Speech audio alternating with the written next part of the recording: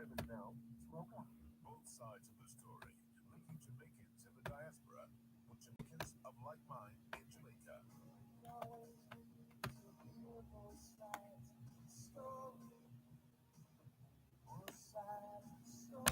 Connecting the Jamaican diaspora abroad and at home.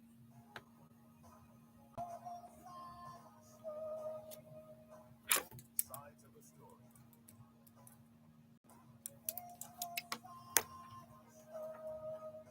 Both sides of the story, highlighting the positive role of the Jamaican diaspora.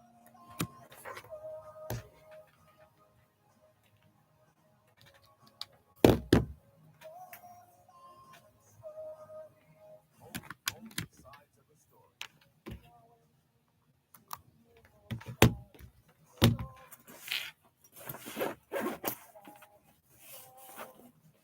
Right now, both sides of the story on Power 106 FM. We will not take sides, but we listen to your side. Join us as we explore the issues with the facts, speak to the experts, and both sides. Tell us on both sides of the story.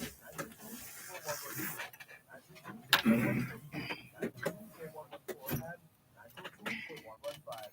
You can listen to both sides of the story on the Gina's website, www.go-jamaica.com, on your mobile phones at tunein.com or nomex.com, or by dialing 832-551-5045 or 213-493-0133 in the USA.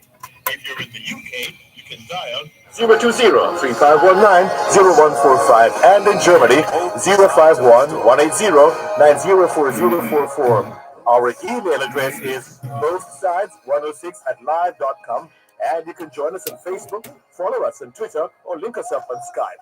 We look forward to receiving your instant messages on MSN or Yahoo and your text messages on 365-3346. Remember, we have two ears and one mouth, so we can listen twice as much as we speak. So stay with us as we listen to both sides of the story. Both sides of the story. Knowledge is power. Class 6.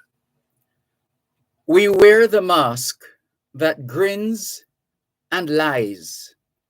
It hides our cheeks and shades our eyes. This debt we pay to human guile. With torn and bleeding hearts we smile, and mouth with myriad subtleties. Why should the world be overwise in counting all our tears and sighs? Nay, let them only see us while we wear the mask. We smile, but, O great Christ, our cries to thee from tortured souls arise. We sing, but oh, the clay is vile beneath our feet and long the mile. But let the world dream otherwise. We wear the mask.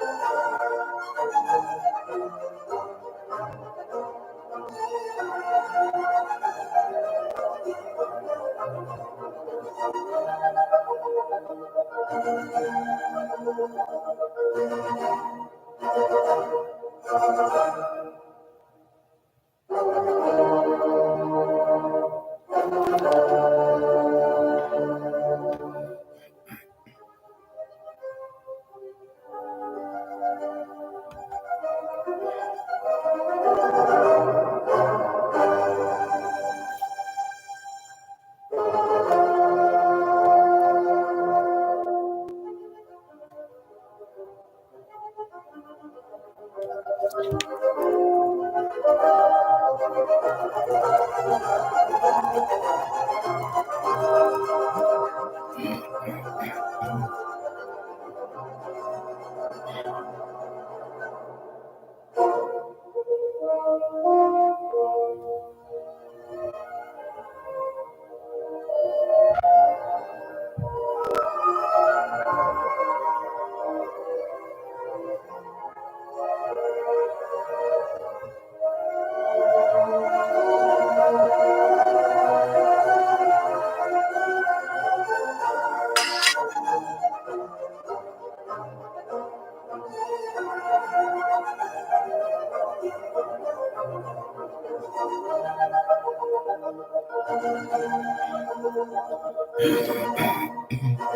much time left on it?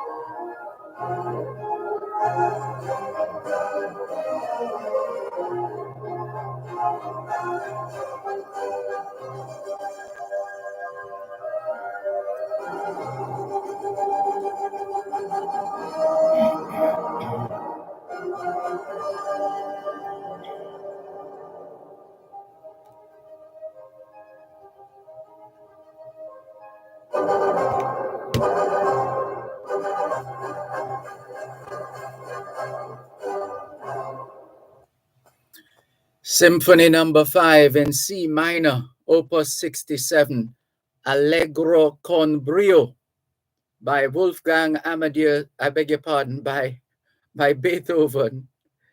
And the term Allegro con brio means at a fast tempo, with spirit, with brilliance. So it's Symphony number 5 in C minor, opus 67, Allegro con brio by Beethoven. That's the opening for this afternoon's edition of your program, Both Sides of the Story, here on Power 106 FM. 2021 to 2030 is the International Decade of Healthy Aging, the International Decade of Ecosystem Restoration, the International Decade of Ocean Science for Sustainable Development, and the Decade of Action for Road Safety. It's the 24th day of the 6th month of the 2021, which is the International Year of Peace and Trust. I beg your pardon, 2022, which is the International Year of Sustainable Mountain Development. And it's also the International Year of, let's make sure we have this right. So it's the International Year of Sustainable Mountain Development, the International Year of Basic Sciences for Sustainable Development, the International Year of Glass, and the International Year of Artisanal Fisheries and Aquaculture.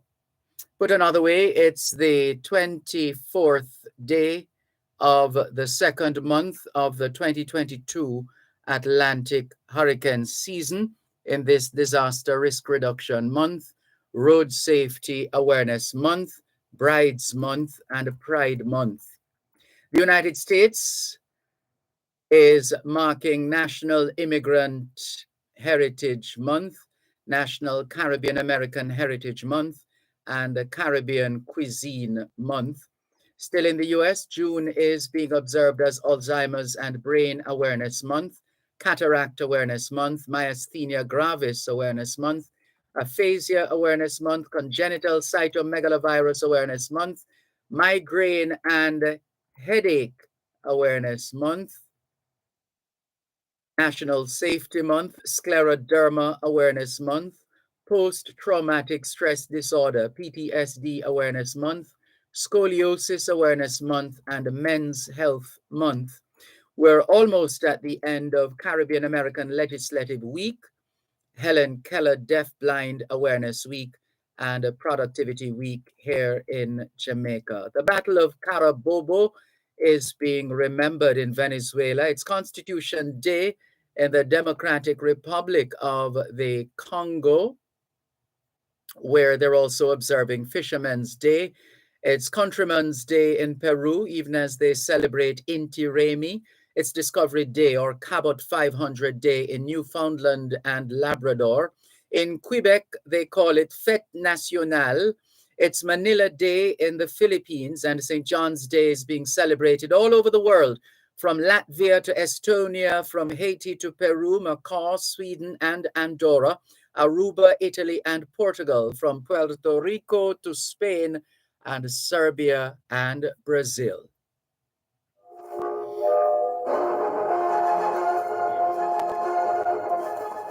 Walk into Marjan's Pharmacy and you will feel better. The service is clearly different. Marjan's Pharmacy, call 876-703-6335. The time by Marjan's Pharmacy is 2:15. Exporters, importers, all stakeholders, get the facts on Jamaica's Authorized Economic Operator, or AEO program, at the Jamaica Customs Agency's CCC online forum. Click, connect, and converse with customs. Thursday, June 30, 2022, from 10:30 a.m. to 12:30 p.m. under the theme Jamaica's AEO program, facilitating a safer and more effective supply chain locally and globally. Log on for AEO requirements and benefits and clarify any misconceptions. So click, connect, and converse with Customs. Thursday, June 30 at 10:30 a.m. Register at jacustoms.gov.jm. Jamaica Customs, keeping our customers in focus. Created for the petroleum industry.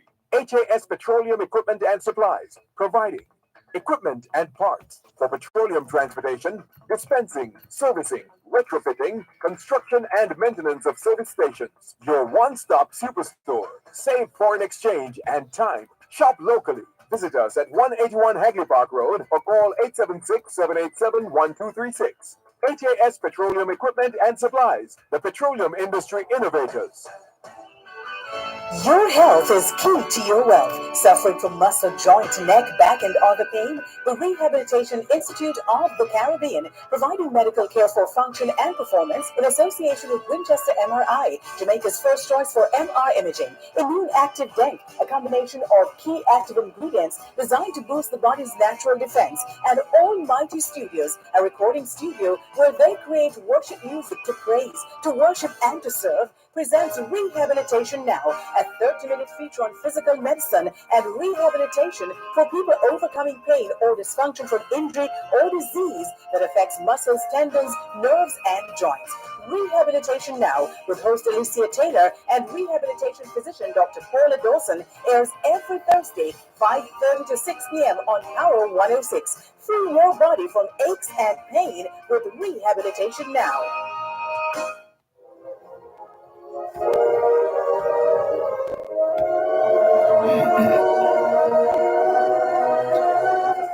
Hoy es viernes el 24 de junio 2022 y les saludamos en cualquier parte del mundo que nos están escuchando en este momento.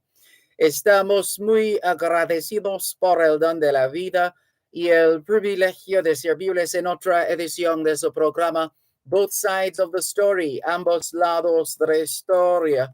Nunca vamos a tomar su audiencia por sentado, porque sabemos que ustedes tienen otras opciones y esta es la razón por la cual jamás olvidamos darle las gracias por elegir Both Sides of the Story, ambos lados de la historia, de lunes a viernes desde las 2 hasta las 5 de la tarde, aquí en Power 106 FM. La misión continúa para educar, capacitar, iluminar y estimular el espíritu empresarial. Bienvenidos.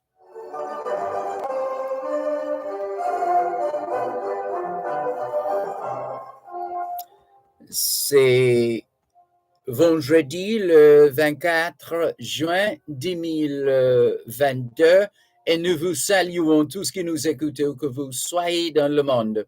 Nous sommes reconnaissants du don de la vie ainsi que du privilège d'être à votre service pour une nouvelle édition de votre programme Both Sides of the Story, le pour et le contre. Nous ne considérons pas votre fidélité comme l'un de soi parce que nous savons que vous avez l'embarras du choix.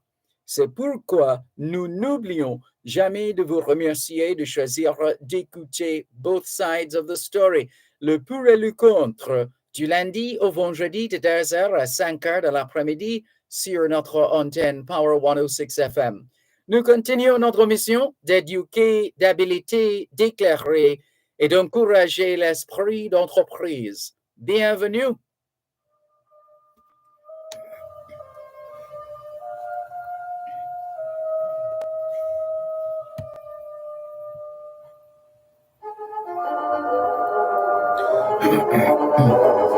All we're saying is it's Friday, the 24th of June, 2022, and we greet you well, wherever in the world you are listening to us right now.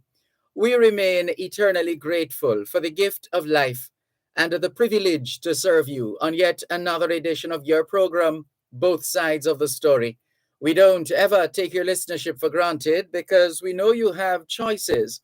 And that's why we never ever forget to remember to say thanks for choosing to listen to Both Sides of the Story, Monday to Friday, 2 to 5, right here on Power 106 FM. The mission continues to educate, empower, enlighten, and encourage entrepreneurship. Welcome.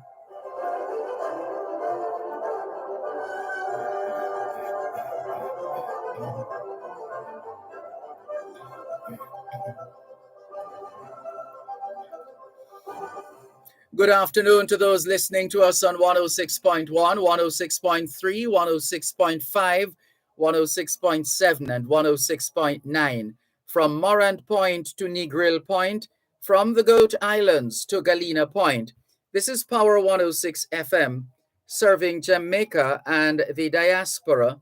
Hello to those tuned in via the Power 106 FM app, which you have downloaded from the App Store or the Google Play Store, depending on the nature of your device. Downloading is free, listening is free, whenever, wherever. We thank those who have logged on to the Gleaners website, go-jamaica.com. Subscribers to onespotmedia.com also have access to both sides of the story in particular and Power 106 FM in general. We thank you if you're one of those who have dialed a designated number to listen to Power 106 FM. The number to call from the United States is 631-359-8281. 631-359-8281. If you're in the United Kingdom and you wish to dial a number to listen to Power 106 FM, your number is 0330-606-0953, 0330-606-0953. We're streaming live video on the Dervan Malcolm Facebook page. If you're not there yet, log on to Facebook. In the search box atop the page, type DERVAN MALCOLM, and you too will be able to not just hear, but see what's happening in the studios of Power 106 FM. If you don't have a Facebook account, no sweat, there's always YouTube. You don't need to have an account to access YouTube. All you need is a device, whether it be a smartphone, a not so smartphone, a laptop, computer, tablet, computer, desktop, otherwise known as a PC, personal computer. Then you need to ensure you have not just internet connection, but connectivity. And you can check that by opening a browser like Safari, Bing, Google Chrome, and all the others. If you do that now, you should see this video trending. If not, then in the YouTube search box, type DERVAN MALCOLM, and that will take you to the Dervan Malcolm YouTube channel. How about that? What's on your mind this afternoon? Anxious to hear from you. 876-922-4112 to 5. It's been one of those very busy news days, so there's a lot to comment on, a lot to talk about. 876-922-4112, 876-922-4113, 876-922-4114, and 876-922-4115. The text line is the same as the WhatsApp number, which means you can not only send us your text messages, your WhatsApp messages, your voice notes, but you can call us on WhatsApp as well. And remember, if you're calling us on the WhatsApp line, which is the same as the text line, and you're not getting through, it could very well mean that someone else is on the line. So you might want to give it a little time and try again. In the meantime, let's greet those who have taken the time out to join us and to message us, like Ricardo in Glengoff, St. Catherine. Good afternoon. Jennifer Stewart from Q Road in Kencott, East Central St. Andrew. Good afternoon to you too. What is she saying now? She says, I enjoy listening to your program every day, Monday to Friday and on Saturday. Thank you, Jennifer Stewart. Ricardo says, thank God for life. Audley Clark says, what's up, my boss? Hope all is well with you. Here watching from out in Discovery Bay. Good to know you're enjoying Discovery Bay. We passed by that area yesterday, and we were there on Saturday as well. And last week, when was that? Yes. So we've been in and out of that area within the last few days. Thank you for tuning in, Audley Clark. Valerie Thompson says, good afternoon, Mr. Malcolm. Have a blessed weekend.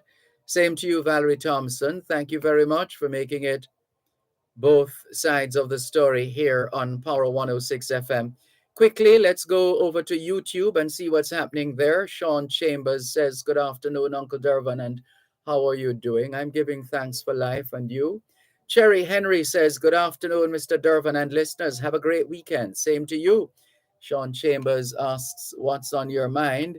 Jamaican View says, good afternoon, Dervan Malcolm, Power 106 crew, and everyone listening on the various audiovisual platforms. TGIF, even though there is so much turmoil going on in Jamaica and here in the USA. Donovan Campbell says, good day, Mr. Malcolm and listeners. To you too, Donovan Campbell. Ricardo says it will be a cracking race between Shelley and Elaine in that final. We look forward to that, Ricardo. And he's greeting everybody as usual. Karine Campbell, good afternoon to you too. Thank you very much for tuning in. And Malcolm's Building and Trading, really no, saying blessed day to you, sir. Life is a blessing, so we give thanks for life. Keep strong and love the good work you're doing. Thank you very much, Malcolm's Building and Trading.com. Natalie Winter says, good afternoon, all. Good afternoon, all. Pleasant viewing from Washington Gardens, Kingston 20. Enjoying the discourse on YouTube. Well, it hasn't started yet, has it, Natalie? In a manner of speaking. Karine Campbell says, Mr. Malcolm, I really appreciate that broadcast yesterday. Happy to hear that, Karine. Thank you very much. No turning left on the red. That's not in the books, says Canute Hare. Those of us who get to an intersection where there's a clear path to turn left, but if the light is on red, you should not move. You should stay and wait till it changes to green, even though you are turning left. That was one of the lessons which came out of yesterday's road safety broadcast at the Montego Bay Motor Vehicle Examination Depot in Flanker, St. James. We thank the Road Safety Unit and the Island Traffic Authority for partnering with us in this series. We're heading to Westmoreland next week, Wednesday to be precise, and we look forward to another engaging session. Hello to Mark E. Perkis. Good afternoon, Mark Perkis. Golden Brown, good afternoon to you too. Hubert Fowlin, blessed Friday to you as well. Thank you very much for tuning in and being a part of both sides of the story here on Power 106 FM. As we said, there's more than enough in not just news, but sports as well, more than enough to keep tongues wagging. The national trials are on, and they should be really, and they're already turning out to be quite intriguing, fascinating, exciting, and we look forward to taking in some of the action. And also, you would have heard today, coming out of Kigali in Rwanda, that the incumbent Baroness Scotland defeated Senator Kamina Johnson-Smith in the race for Commonwealth Secretary General. There's some more upset as well. There's an upset in let's come to that. Let's go to the break and come back. You're listening to Power 106 FM. The time is now 2:30. Exporters, importers, all stakeholders. Get the facts on Jamaica's Authorized Economic Operator, or AEO program, at the Jamaica Customs Agency's Triple C online forum. Click, connect. Oh, I'm sorry, I didn't see a signal. Thursday, June 30th. I didn't realize you had signaled. 10:30 a.m. to 12:30 p.m. under the theme Jamaica's AEO program for facilitating a safer and more effective supply chain locally and globally. Log on for AEO requirements and benefits and clarify any misconceptions. So click connect and converse with Customs. Thursday, June 30 at 10:30 a.m. Register at jacustoms.gov.jm. Jamaica Customs, keeping our customers in focus. Infini Gelato, the home of Italian ice cream, freshly made on location. Come experience a variety of unique flavors. Try our delicious gourmet pizzas, bubble waffles, and more. Infini Gelato. Shop 17 Sunshine Outlet Mall, Brayton Parkway, Portmore. 876-893-1307. Infini Gelato, the home of Italian ice cream. The Jamaica Gasoline Retailers Association is reminding all road users to develop safe driving practices, especially with the escalating carnage on our roads. Remember, no texting while or when crossing a busy thoroughfare. Don't drink and drive. Observe pedestrian crossings. Also remember that child safety is everybody's business. Avoid speeding and help save lives. Call 876-929-2998.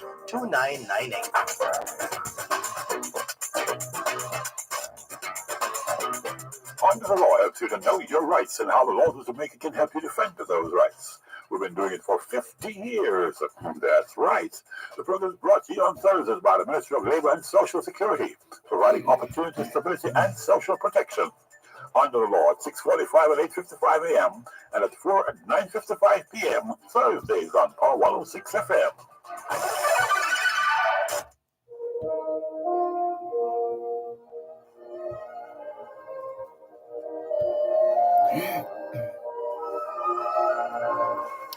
Thanks a lot. I was trying to say, going to the break, that there was an upset in Grenada.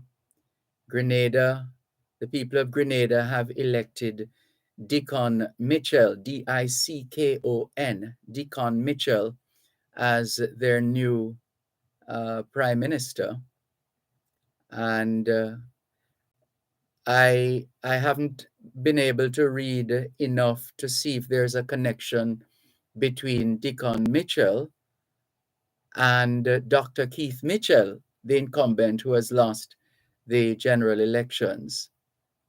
But it's Grenada, and it's not a big country, so chances are. So the story is 75-year-old Dr. Keith Mitchell, leader of the New National Party, was hoping to lead Grenada for a final term, but lost to the opposition, 44-year-old Dickon Mitchell. You know, one of the things I silently do, and it's no longer silent because I'm mentioning it now, is that I generally like to follow elections around the world, because invariably there you can pick up some kind of a trend or another, and you can have a fairly good idea, as has been the case, I can say personally, over the last few years, as to how the elections in Jamaica will turn out. Seriously, something I've been watching for years. So I quietly watch the elections in the various election cycles, pay attention to the elections and listen to what the people say as to why they voted for or against, and the positions taken by the victor and the vanquished, and so on. It can be quite instructive if we pay attention. So here we are, and humility is a hell of a thing. But again, if you're in a race, I would imagine you're looking to keep energies up, and you can't do like what I don't want to stir up anything now, like what a former political leader in Jamaica did. It apparently just fronted a kind of energy that said to everybody, this party has lost. You don't want to do that. You want to maintain a level of of uh, of intrigue and passion and compassion and all of the other emotions, so that people feel you, so to speak. But once you drop that energy, you can't. I saw it with Hillary Clinton. I was watching that one closely. I saw it with Hillary Clinton, and saw it with Portia Simpson Miller. Saw it with Andrew Holness when he called that election um, December 2011, I believe it was. Saw it with saw it with Dr. Peter Phillips. So there are signs. There are usually signs that you can look out for, and I actually saw it before the result of the Commonwealth Secretary General poll. Before that information, before they declared a winner, I saw that and I heard it. When you listen to the voices, you can pick up the energy or lack thereof, whether it's waning or it's on a high, etc. So yeah, that's so that there that was so it's a fresh start, some people are saying, for Grenada. He says in 16 years, I think I read somewhere or heard the newly elected 44-year-old Prime Minister designate, Dickon Mitchell, saying, I'm sure I heard it, that in 15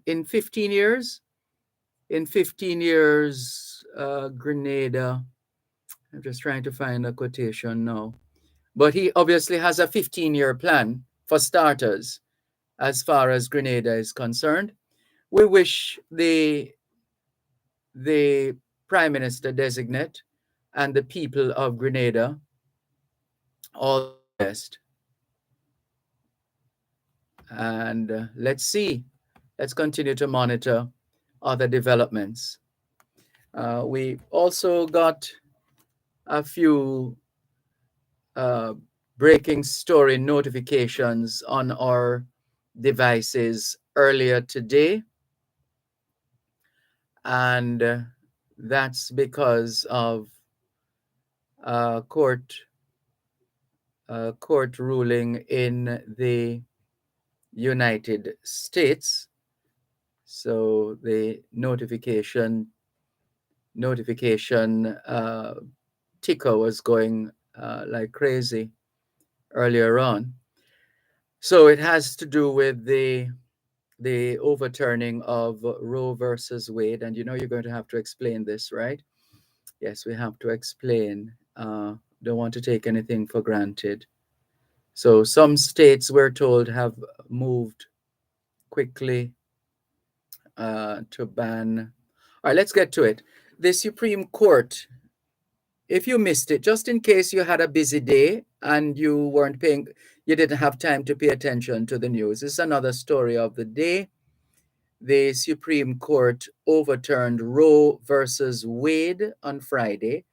And you're perhaps wondering, some of you, what is Roe versus Wade? Where do we start? Let's see if we can give you an explanation there. Let's see if we can give you an explanation.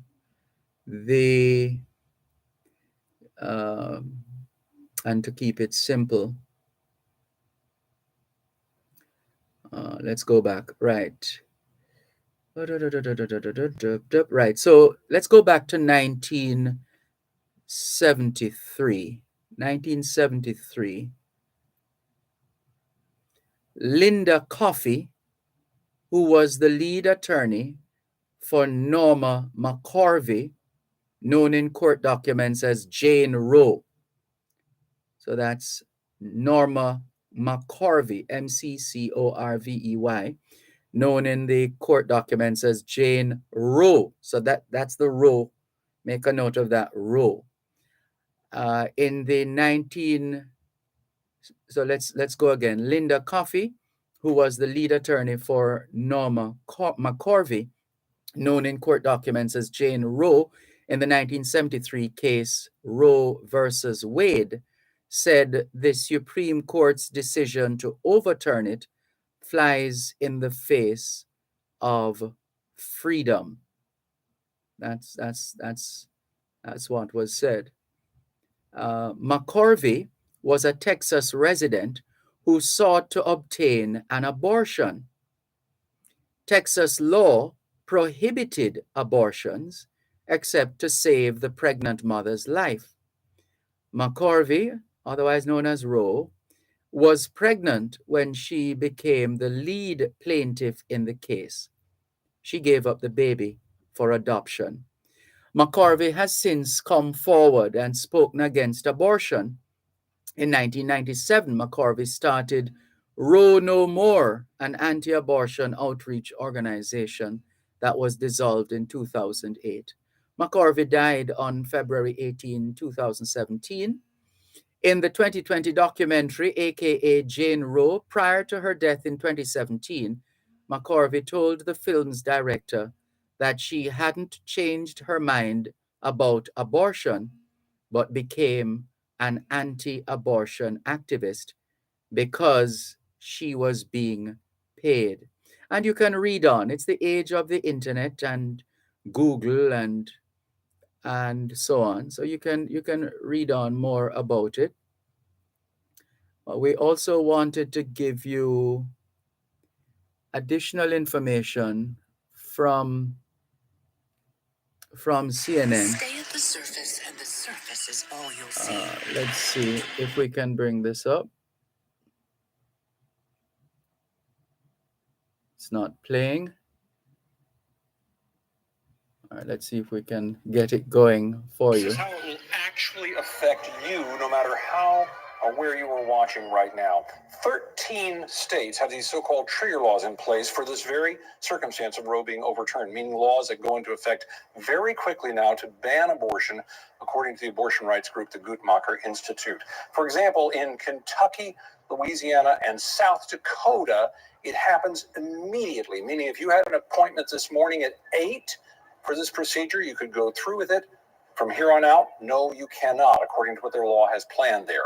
Then we move to a second group, the next level, abortion bans to be enforced 30 days after Roe is overturned. That includes Idaho, Texas, and Tennessee. And then come a half dozen states where officials would need to certify their legislation as legally valid before their bans will kick in.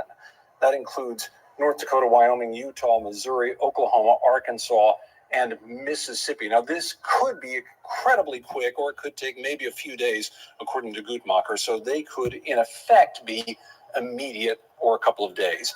And finally, we add in the states that have old, unenforced abortion bans, which could now be enforced, and those that passed bans under Roe, which were blocked by courts. Altogether, you get a whopping 26 states certain or likely to ban abortion. And that's compared to just 16 states and D.C. with laws to protect abortion rights, states which even now are preparing for an influx of patients crossing state lines seeking care. And you can imagine what it will be like in Illinois, where it's surrounded on all sides with states that that either have already or very quickly will ban abortion. So what is the severity of these bans? What are we looking at here?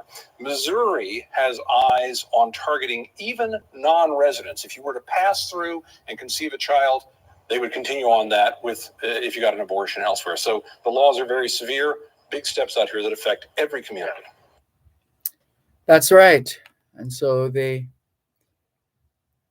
Supreme Court has ruled in favor of Mississippi's ban on abortions after 15 weeks. And in doing so, it has effectively ended the constitutional right to an abortion for millions of US women. Individual states are now able to ban abortion again. Half of the states in the US are expected to introduce new restrictions or bans. 13 of them have already passed so-called trigger laws that will automatically outlaw abortion following the Supreme Court's ruling. A number of others are likely to pass new restrictions quickly. Knowledge is power. Class is in session. Power 106. You're listening to Power 106 FM. The time is now 2:45. PSOJ's Crime Stop Jamaica 311 unsolved. We need your help to solve the brutal murder of Ricky Shrimpy Bailey. 5:10 a.m. Wednesday, January 1, 2020. Mr. Bailey had just left the New Year's party at Sabina Park when he was attacked and shot to death. Crime Stop Jamaica and concerned citizens are offering a total reward of $800,000 for information leading to the arrest and charge of those responsible. Call Crime Stop Jamaica 311. Solving crime pays. National Irrigation Commission customers, you can now pay your bills online using your Visa credit card, MasterCard, or NCB key card by visiting the website www.nicjamaica.com. Select Pay Your Bill option, then follow the instructions, or visit any one of their office locations and pay using your debit card. The National Irrigation Commission Limited. Irrigation, making the difference in agriculture. Gen Zers, we're back! Gen Z returns with a new look, fresh faces, hot topics, and a whole new vibe. We're talking finance, dating, dancehall. You think it? We discuss it. You don't want to miss it. So join us Saturdays at 10 a.m. on Power 106 FM and 6:30 p.m. on TVJ. Gen Z, a show for the youths, by the youths.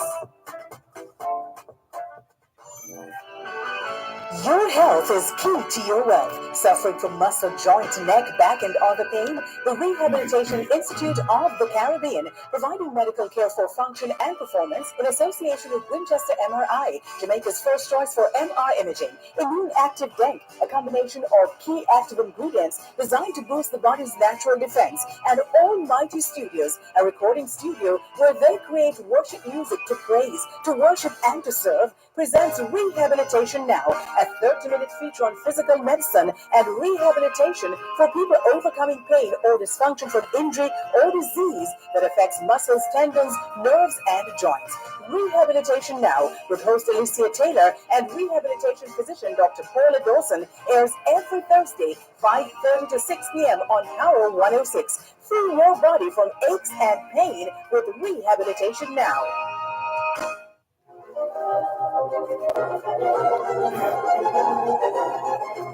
Another bit of news here. How do you explain oil-rich Nigeria blaming fuel shortage on Ukraine war and fixed prices? Nigeria is grappling with widespread fuel shortages that are forcing motorists to spend hours in lines to buy gas and causing prices to surge for transportation and basic commodities. So those hostilities between Ukraine and Russia continue to wreak havoc on the global economy.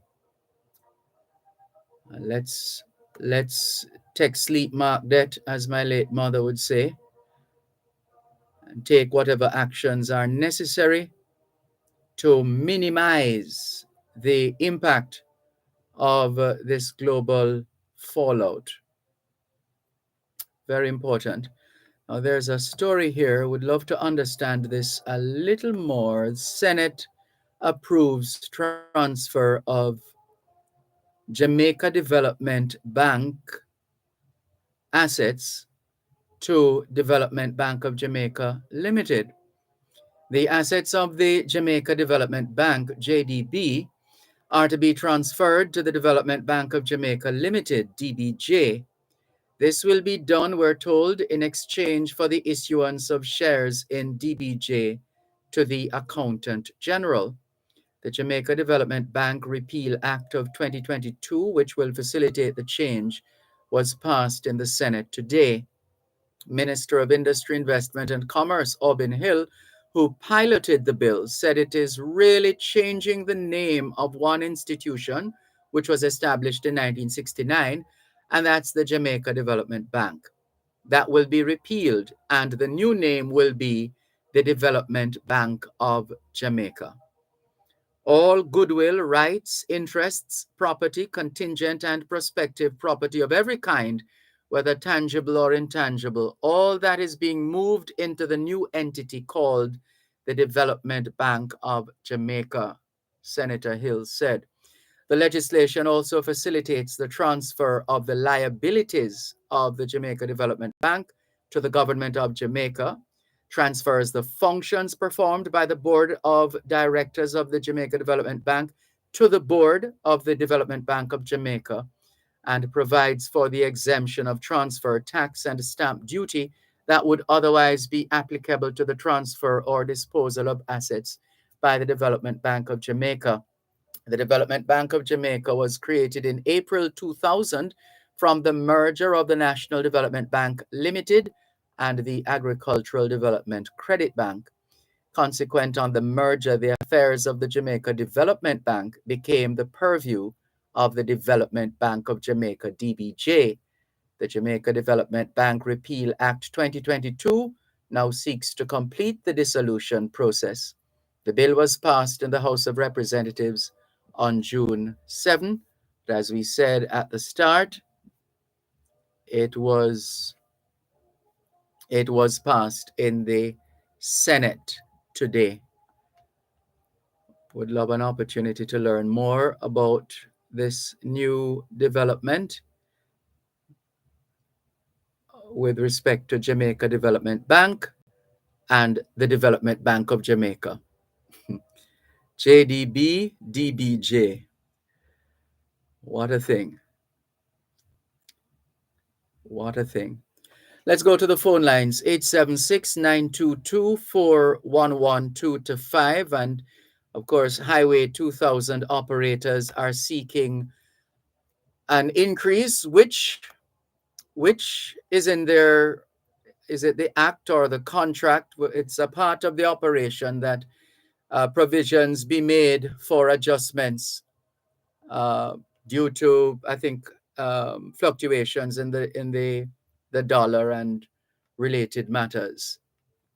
Let's go to the phone lines, 876-922-4112-5. Good afternoon. Thanks for calling. Hello. Yes, good afternoon.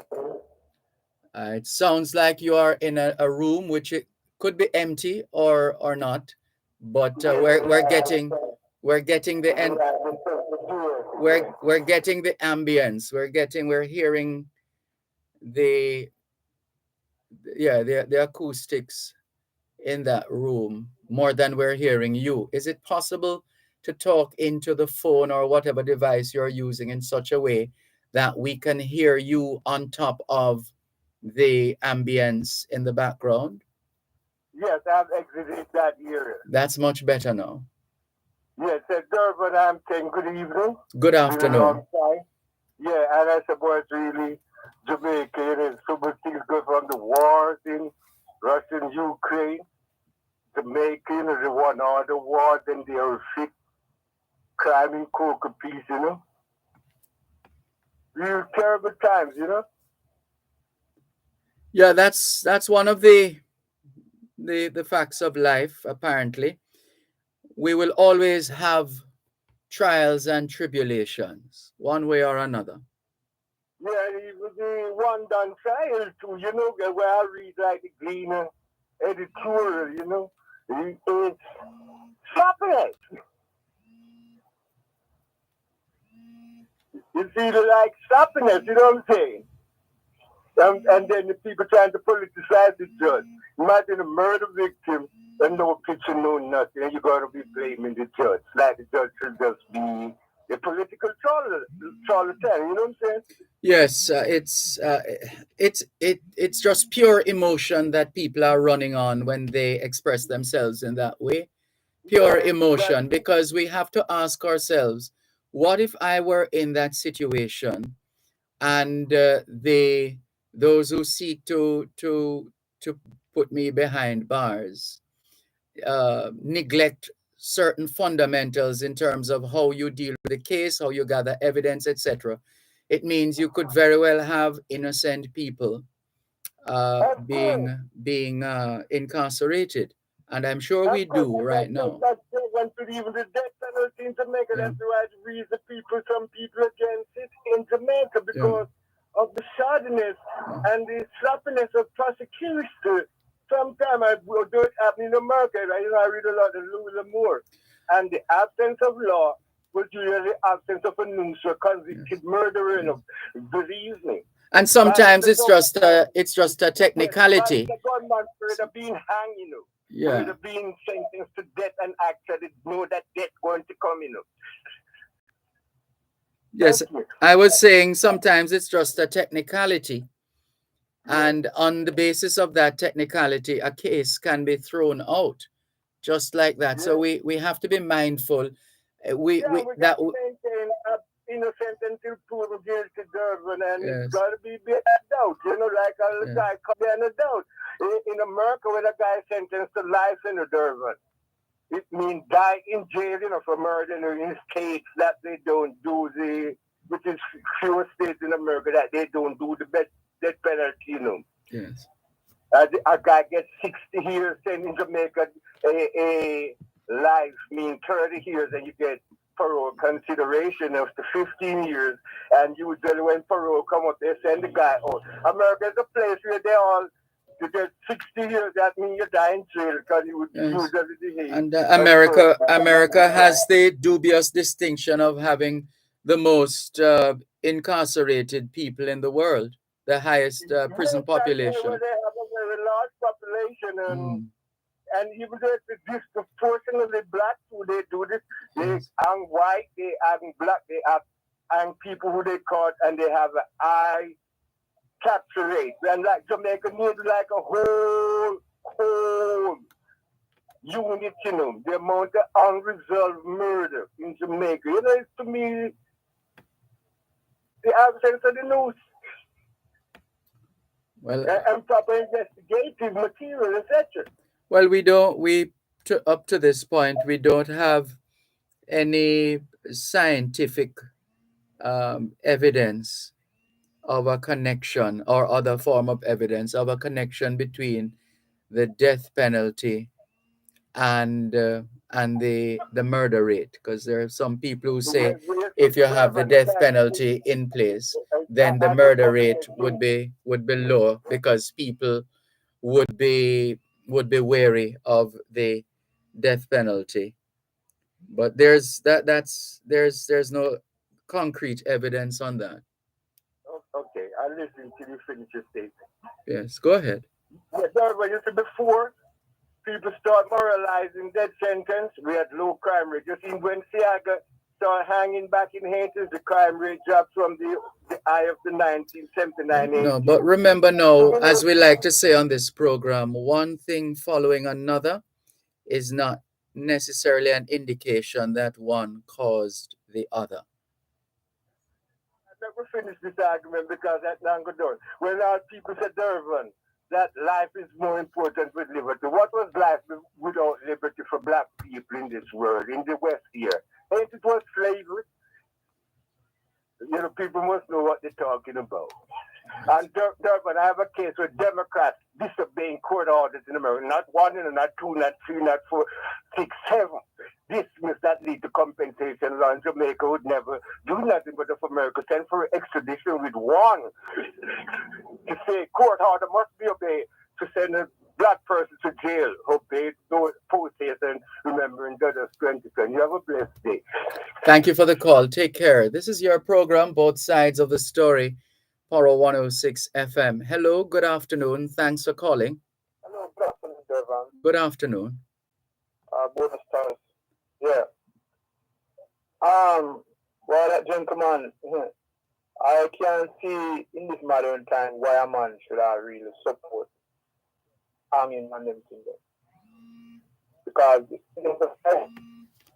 hold on. Check your line. Let's check your line off air while we go to this break. After the break, we hope the quality will improve.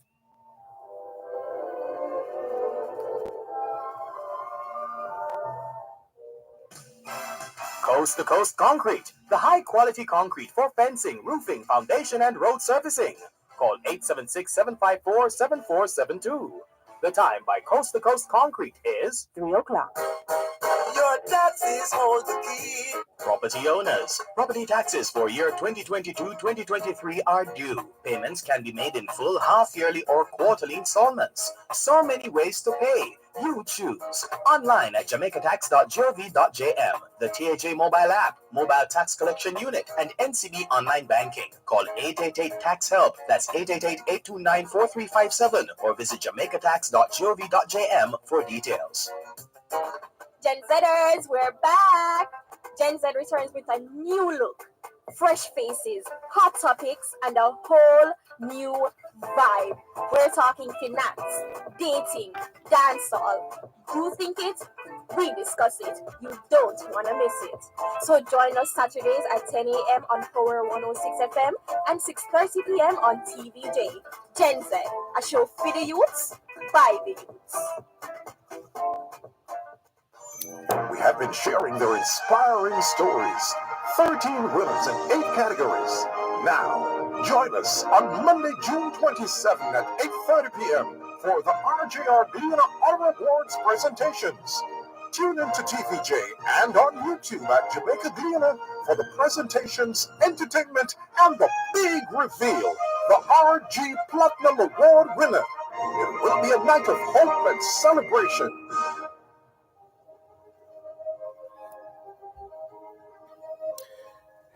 Thanks a lot for staying with us here on your program, Both Sides of the Story, Power 106 FM.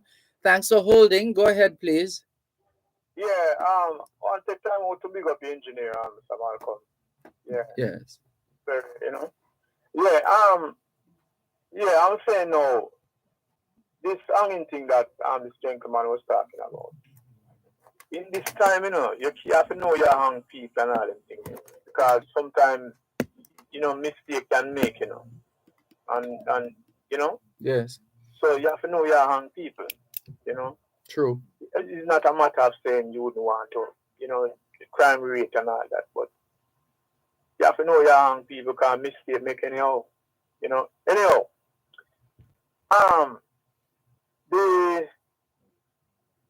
the election with our foreign minister, Miss Camila Jan. Yeah. It go 25 and 27, don't? That's what I heard on the news. Yes. Yeah, because I think I heard that two other countries did add on are they come to join. Burundi and the next country. Didn't hear about Burundi, but I heard that there was someone who put himself forward from Tuvalu. Oh, but him not get no vote. I don't know. The numbers haven't been disaggregated as far as I'm aware. I haven't seen them anywhere. I don't know. Maybe they'll come up in the news. Maybe Janella Perseus will tell us in primetime news later, or Dion Jackson Miller, since they're both in Kigali, Rwanda. Yeah, but I never really support this election from first, for one reason.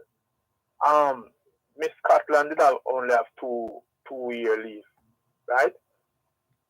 And them could just allow her to do her term, especially like how she come from our region, Yes. Dominica, right? Not Yes. Dominican Republic, Dominica. Yes. So I never really supported from first.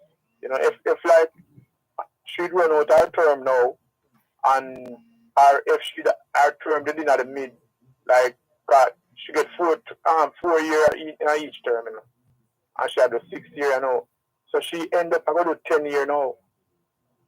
You see it? No, So, I wasn't following those calculations that closely, but I hear your point. Yeah, because through some people, like in the bigger country, them like the United Kingdom and Australia and Canada, like them never really appreciate, how she deal that thing, or she speak out at all time and everything. So them after the election thing come up, but I never really support it from first. Okay. Another point I want to make Mm-hmm. is the bill, that the documents, the file documents that go into the parliament with the bill. Oh, them allow that fair in a modern country where I run a modern parliament. Or something like that get fair. It's called negligence on the face of it. On whose part that that that can only be that position can only be arrived at after a thorough independent investigation as to what really happened, But and almost then whoever is found at fault or negligent should face the consequences. but Mr. Malcolm, check you and me now. We assigned to parliament. Then all of the person that went out of parliament, then they look through the paper and look through the cardinal bill come in, everybody get a copy, and they have to look through it, So everybody look through the bill. Well, I would imagine it's much easier for a number of people these days, or they find it more convenient to read the latest tweets and messages and everything else on social media, but to read a document that is essential to well, some would even say life and death. Sadly, some people don't pay the same kind of attention as they would to TikTok and the other social media postings. Well, it just shows the kind of parliament and the kind of person them were really, represent us, because that is very, That's most unfortunate, because you would expect that on the one hand, obviously, whoever from the government side was supposed to do their work and did not do it, or if it's someone or people in the or a unit in the backroom operations, whoever it is, they failed to pick up this anomaly. The opposition representatives apparently also failed to recognize that something was wrong. To pick it up, though. Yes. So, as I used to hear Ronnie Thwaite say, a plague on all your houses, on both your houses, or something like that. Boy, yes. I tell you, it really showed them up. Yeah. It really showed them up. But, and the bill now, that passed, I heard that they passed the bill because the gentleman get the $17 million.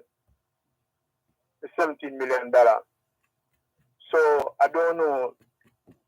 I don't get. They passed the bill because of that, because somebody gets $17.862 million. Yeah, I heard that.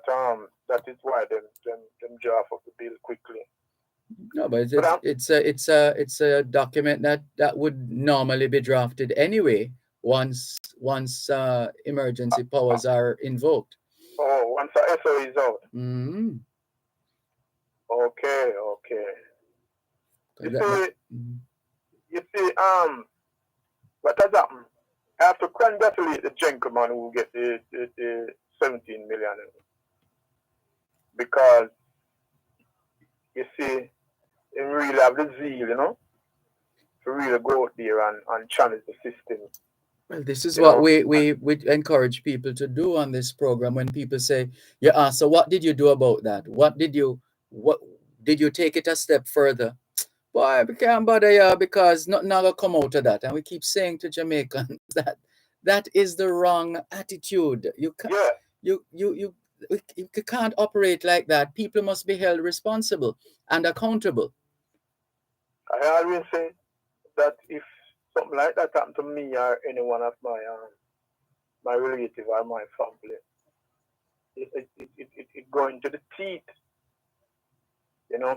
because I'm not gonna leave it there because I want to tell you, you can just go in jail for a day, and someone kill you in jail.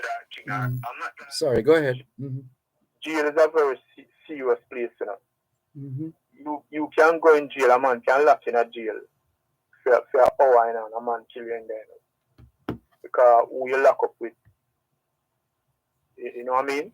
Yeah, So anything is possible. Anything is possible, But anyway, I'm enjoying the program, and Thank you. Yeah, man. Thanks for the call. And big up your engineer again, yeah? All right, big up Adrian. All right. Yeah, Adrian, yeah. Okay. Good. Take care.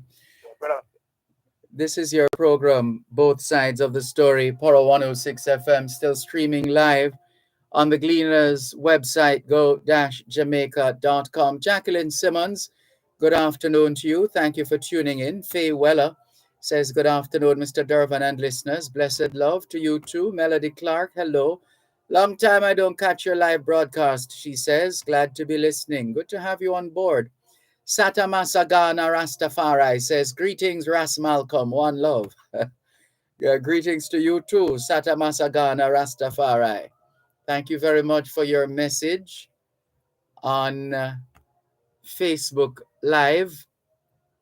Over on YouTube, Leighton Griffiths has joined us. Welcome, Leighton. He says, good afternoon, sir, from America. To you too, Leighton. And Natalie Winter from Washington Gardens says, what's the name of your background music and who is the musician? Well, you're listening to Symphony number 5 in C minor, opus 67, Allegro con brio, means it's up-tempo, a bit fast, and you're played in an excellent way. That's what all of that means. And it's by Ludwig van Beethoven. That's what you're listening to. Symphony number 5 in C minor, opus 67, Allegro con brio by Beethoven, Beethoven. Hope you got that, Natalie, in Washington Gardens. Good to have you on board. Just thought we would cool things down a bit this afternoon and gently take you into the weekend. That's the thinking behind the selections. And there are some, if you are discerning enough, you could also pick up one or two other elements between the poetry and the music. If not, don't worry your head about it. Just enjoy the music. What's this now? Latest update. This is for the month of February, the International Merchandise Trade Report for the period January 2022 to February 2022, Jamaica's total spending on imports. And this is from the Statistical Institute of Jamaica. It just came in. So for the period January 2022 to February 2022, Jamaica's total spending on imports was valued at 1.093 billion US dollars, while earnings from exports were valued at 208.5 million US dollars. There was a 32.4% increase in imports for the review period, and that's understandable. We're heavily import dependent. About what's the figure? Close to a billion, importing close to a billion US dollars worth of items, in particular food from overseas. That's significant. Total exports for the review period declined by 9.5%, and that's not good news. Some logistics issues there as well could be causing that kind of drop, but a deeper analysis would be required to determine that cause. But let's take the break and come back. The NWC Contact Center, serving you in so many ways. Call 888-225-5692 or 888-CALL-NWC. The time by the NWC is 3:15.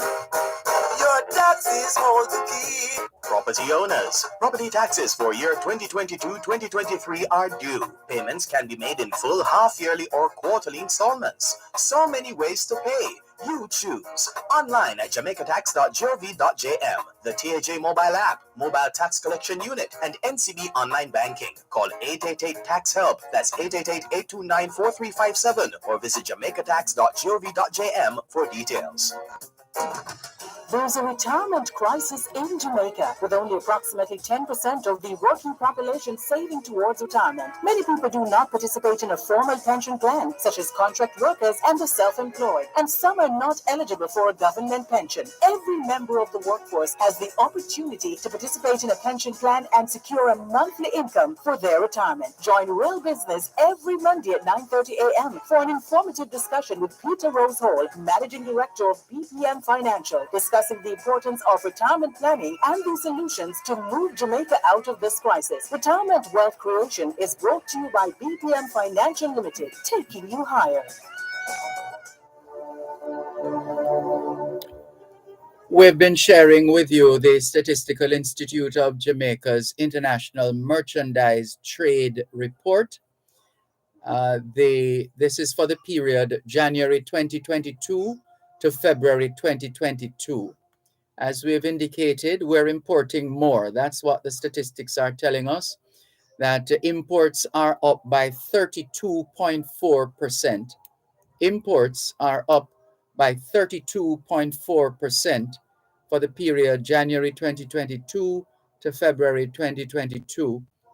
Imports standing at 1.093 billion US dollars. 1,093 million US dollars. So we're importing more, 32.4% more. Imports are up. As far as exports are concerned, those are down. Exports are down by 9.5%. Exports are down by 9.5%, 9.5% or 9.5%. And that's 208.5 million US dollars. So you can see the chasm, CHASM, chasm. You can see the chasm, that huge space, that huge difference between imports and exports. Ideally, we want to be exporting more than we import. Ideally. But we have the figures have been this way for some time now, and doesn't look like they're going to be changing anytime soon. But we'll see. We still have to have hope, don't we? Top 5 imports. So what are we importing? Top 5 imports by end use in US dollars, January 2022 to February 2022. Top 5 imports. Atop the pile, we have raw materials and intermediate goods. So we obviously can't find all the raw materials that we need for whatever reason in order to create things here in Jamaica. And so we have to import raw materials. And then there are the intermediate goods. And these are goods, as I understand it, that need to be finished. Maybe they've been started somewhere, and then they're finished here in Jamaica, or needing. Let's see. So, for example, salt. Salt is considered an intermediate good because it is included in the final product of many food and non-food items. And then there is wheat. Like salt, wheat is an intermediate good because it is processed to be used as part of another product, usually food or food related. Glass as well is an intermediate good because it is used in many other finished products, such as windows and doors, that fundamentally transform its purpose. And there is steel as well. And one can understand this one because there's been a lot of development in Jamaica. Construction continues to boom in Jamaica, and steel is an essential part of most developments, if not all developments, notwithstanding the building technologies these days and the building systems and the prefabricated units, etc. So those are the intermediate goods. So we have raw materials and intermediate goods. You're looking at 360,137,000 US dollars. And then there are the consumer goods, like, for example, the goods in our food basket. And our food import bill, as we know, is about $1 billion US dollars. And we need to fix that. Naturally, we haven't found oil in Jamaica in commercial quantities yet, and don't know if we ever will. And so we depend on imported fuels and lubricants. So that's another category. That's in number 3 position. Well, the consumer goods at 304,443,000. The fuels and lubricants, $258,575,000 worth. And there are the capital goods, excluding motor cars. Capital goods, excluding motor cars. So maybe like earth moving equipment, that's a capital good. 99,452,000 worth of those. And then there's transport equipment, 65,228,000. Let's take a look at our domestic exports. Again, these numbers are fresh from the Statistical Institute of Jamaica, hot off the press, as they say. And let's look now at domestic exports by industry, January 2022 to February 2022. So the domestic exports by industry. Manufacturing leads the way, 135,611,000 US dollars worth of domestic exports. Then we have mining and quarrying, bauxite, aluminum, etc., for example. 27, oh, this is really meager, 27,147,000 US dollars worth. And then there's agriculture, it gets smaller. What else? How much are we exporting? How much of our agricultural produce are we exporting?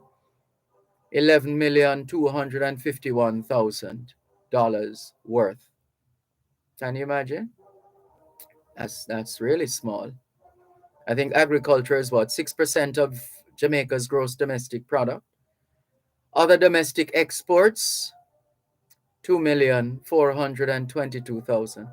So the figures on the export side are paltry. They are low. We're hardly exporting in any significant quantities. We have to raise those numbers.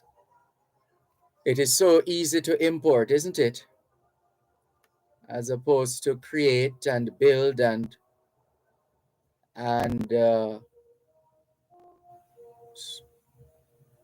organize and structure and then to export. What a pity. So let's look at our trading partners now. When we import, where are we importing from? What are the areas? Leading the list, and this is where we're missing out because we have a market here of, what is it, 340 million people in the United States of America. So it's a huge market, and we haven't been maximizing our exploitation of the US market. And so they're atop our list of import trading partners, 466,636,000 worth of trade. Next in line, China. China is number 2, $93,713,000 worth of trade. Then there's Trinidad and Tobago, TNT, sweet TNT, 70,949,000 worth of imports.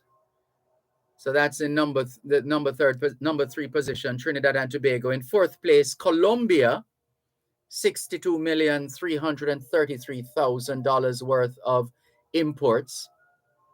So this is us importing goods from these countries: United States of America, China, Trinidad and Tobago, Colombia, in that order.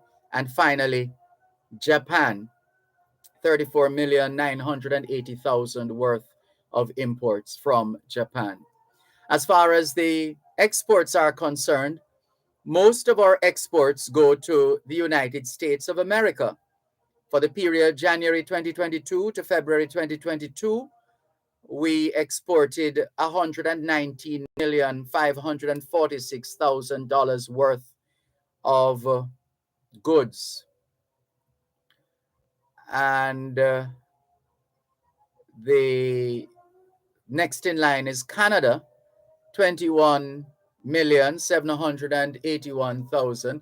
And I wonder if it's what the Canadians call codfish that is dominating those no, sorry, it would be the other way around. Sorry, wrong chart.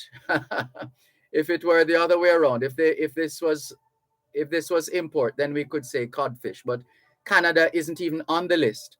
And so I guess the amount of codfish, otherwise known as saltfish, that we import doesn't rise, has yet to rise to the level where it can impact the numbers in terms of imports from Canada to Jamaica.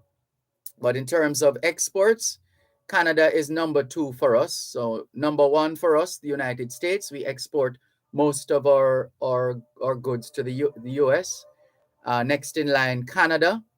Then we have Puerto Rico, $14,140,000 worth of exports. The United Kingdom, $11,615,000 US worth of exports. And Finland, yes, I think we get, is it seafood? I think we get a lot of seafood from Finland. I think so. I saw a sign somewhere in one of these outlets. I think so. $5,983,000 worth of exports to Finland. So that's the top 5 places we're exporting to: the United States, Canada, Puerto Rico, United Kingdom, and Finland. And the top 5 places we're importing from: USA, China, Trinidad and Tobago, Colombia, and Japan. We thank the Statistical Institute of Jamaica for their timely dissemination of accurate information. statinja.gov.jm is a good website to visit so that you can read in your own time and space and analyze for yourself and draw your own conclusions. statinja.gov.jm. That's www.statinja.gov.jm. And they're on Facebook, Instagram, and LinkedIn. You can email them info@statinja.gov.jm. Thank you very much, Statistical Institute of Jamaica. All right, so let's move that out of the way now and let's go across to Asha Ash, who's joining us from London, England. Welcome, Asha Ash. Good to have you on board as usual. And Natalie says the fact that no one wants to take responsibility when they have done wrong individuals. So when they have wronged individuals. So let's see the outcome of their actions. More in a moment. Knowledge is power. Class Class is in session. Power 106. Protecting Jamaica's borders from illicit imports and exports is a key priority for the Jamaica Customs Agency. The JCA will remain vigilant and resolute in effectively fulfilling this mandate. The time by the Jamaica Customs Agency is 3:30. Farmers, farm store owners, Caribbean Chemicals Jamaica Limited has all the answers for your farming needs. Tune in every Wednesday during Farm Talk for the feature Farming Today, as we educate you on how to farm smarter. That's Farming Today, every Wednesday during Farm Talk, 6:18 to 6:45 a.m. Brought to you by Caribbean Chemicals Jamaica Limited, 2 East Ashenheim Road, Kingston.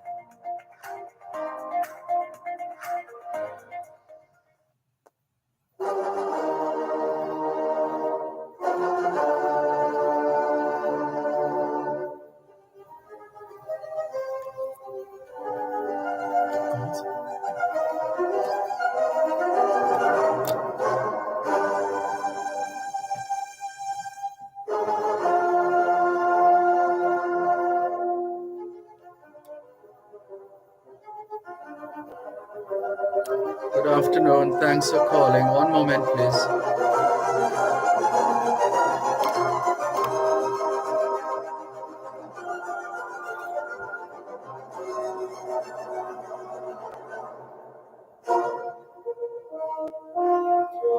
Thanks for staying with us here on your program, Both Sides of the Story, Power 106 FM, taking your calls on 876-922-4112, 876-922-4113, 876-922-4114, and 876-922-4115. The text line is the same as the WhatsApp number, which means you can not only send us your text messages, your WhatsApp messages, your voice notes, but you can also call us on WhatsApp. That number is 876-365-3346. We see someone trying to get on now, but we have another caller ahead of you who has been holding for the last 16 minutes and 35 seconds. Good afternoon. Thanks for calling. Good afternoon, Uncle Dervan, Malcolm, and how are you, sir? Fine, thanks. Can you help us with the background, though? The usual thing, we're hearing the room more than we're hearing you. Yes. All right, hold on a second. No, we can't hold. We have to keep it going. This is your program, Both Sides of the Story, Power 106 FM, still streaming live on the Gleaners website, go-jamaica.com. Let's try again. Hello? Good afternoon, Uncle Dervan, Malcolm. No, that's, you're over-modulating, too loud, and we're still hearing the ambience, the acoustics where you are. That's what is feeding into the system right now. Can we get you to sound like someone on a regular phone, like just talking on the phone, please? Yes. Good afternoon, Uncle Dervan, Malcolm, and how are you doing, sir? I am giving thanks for life, and you? I am doing great so far. Uncle Dervan, what a world we are in. The last time when I listened to your program, you were talking about a story about a 18-year-old man that murdered his own grandmother. How could an 18-year-old man murder his own grandmother? The person that he could murder, she could be his father, mother, his mother, mom. You know what I'm saying? How could teenagers have to do that to their own grandmother?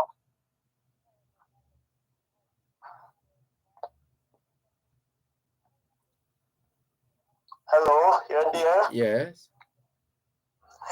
You always say to me on this program that man must be protected from himself, left to himself.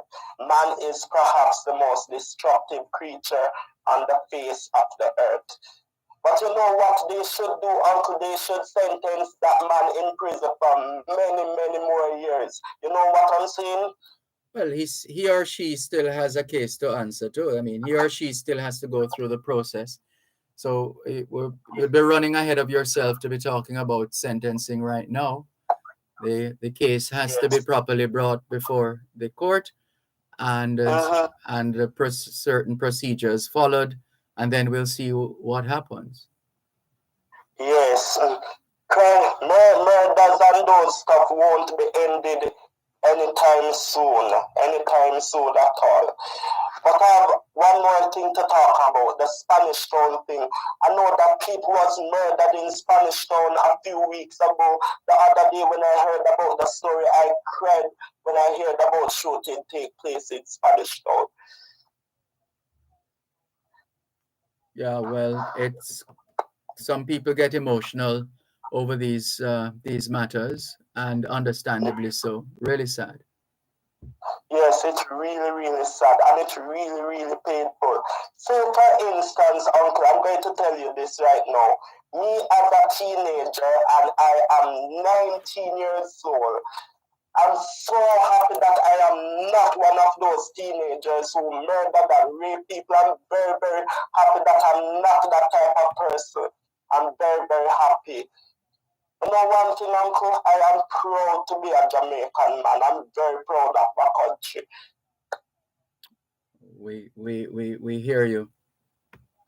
Yes, yes. Uncle, can I tell you something, Uncle? Go ahead. Yes, I am diagnosed with a health condition that's called cerebral palsy. Cerebral palsy is a condition that affected the brain at birth. But cerebral palsy doesn't stop me from talking on this program, Uncle. It doesn't stop me at all, right? Apparently not. I'm still being strong, and I'm full of ambition and wisdom. So it should be. Yes, so it goes. It's that facts of life. Not because when I heard that person switch off a person on a radio show, it doesn't mean that they hated the person. No, I don't understand though. Somebody does what? It doesn't mean that when a person switch off a person, when a person call in on a radio show, it doesn't mean that they hate to listen to the person or whatever.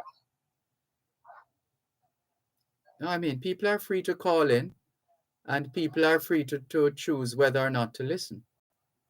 Yes, I really, really love to listen to this program. This program keeps me very, very up to date all the time. Keeps me very, very up to date. Thank you very much, Uncle. I will talk to you another time. You're welcome. Thanks for calling. Take care. You too. This is your program, Both Sides of the Story, Power 106 FM, still streaming live on the Gleaners website, go-jamaica.com. Hermin Bowie Bailey has joined us. Good afternoon, Hermin Bowie Bailey. Let's see what she's saying here. God blessings on you always, Mr. Malcolm. Enjoy your strong end. Thank you, Hermin Bowie Bailey. Nicole Thibbert, hello to you too. Good afternoon. Thank you very much. Thank you very much for calling. Sophia Nemad, thank you for being on board as well. Good to have you on board. And thanks to the others over on YouTube who are also on board. Let's go to another caller on our text line, same as the WhatsApp number, 876-365-3346. Good afternoon. Thanks for calling. Good evening, Mr. Malcolm. Good afternoon. Yes, afternoon, sir.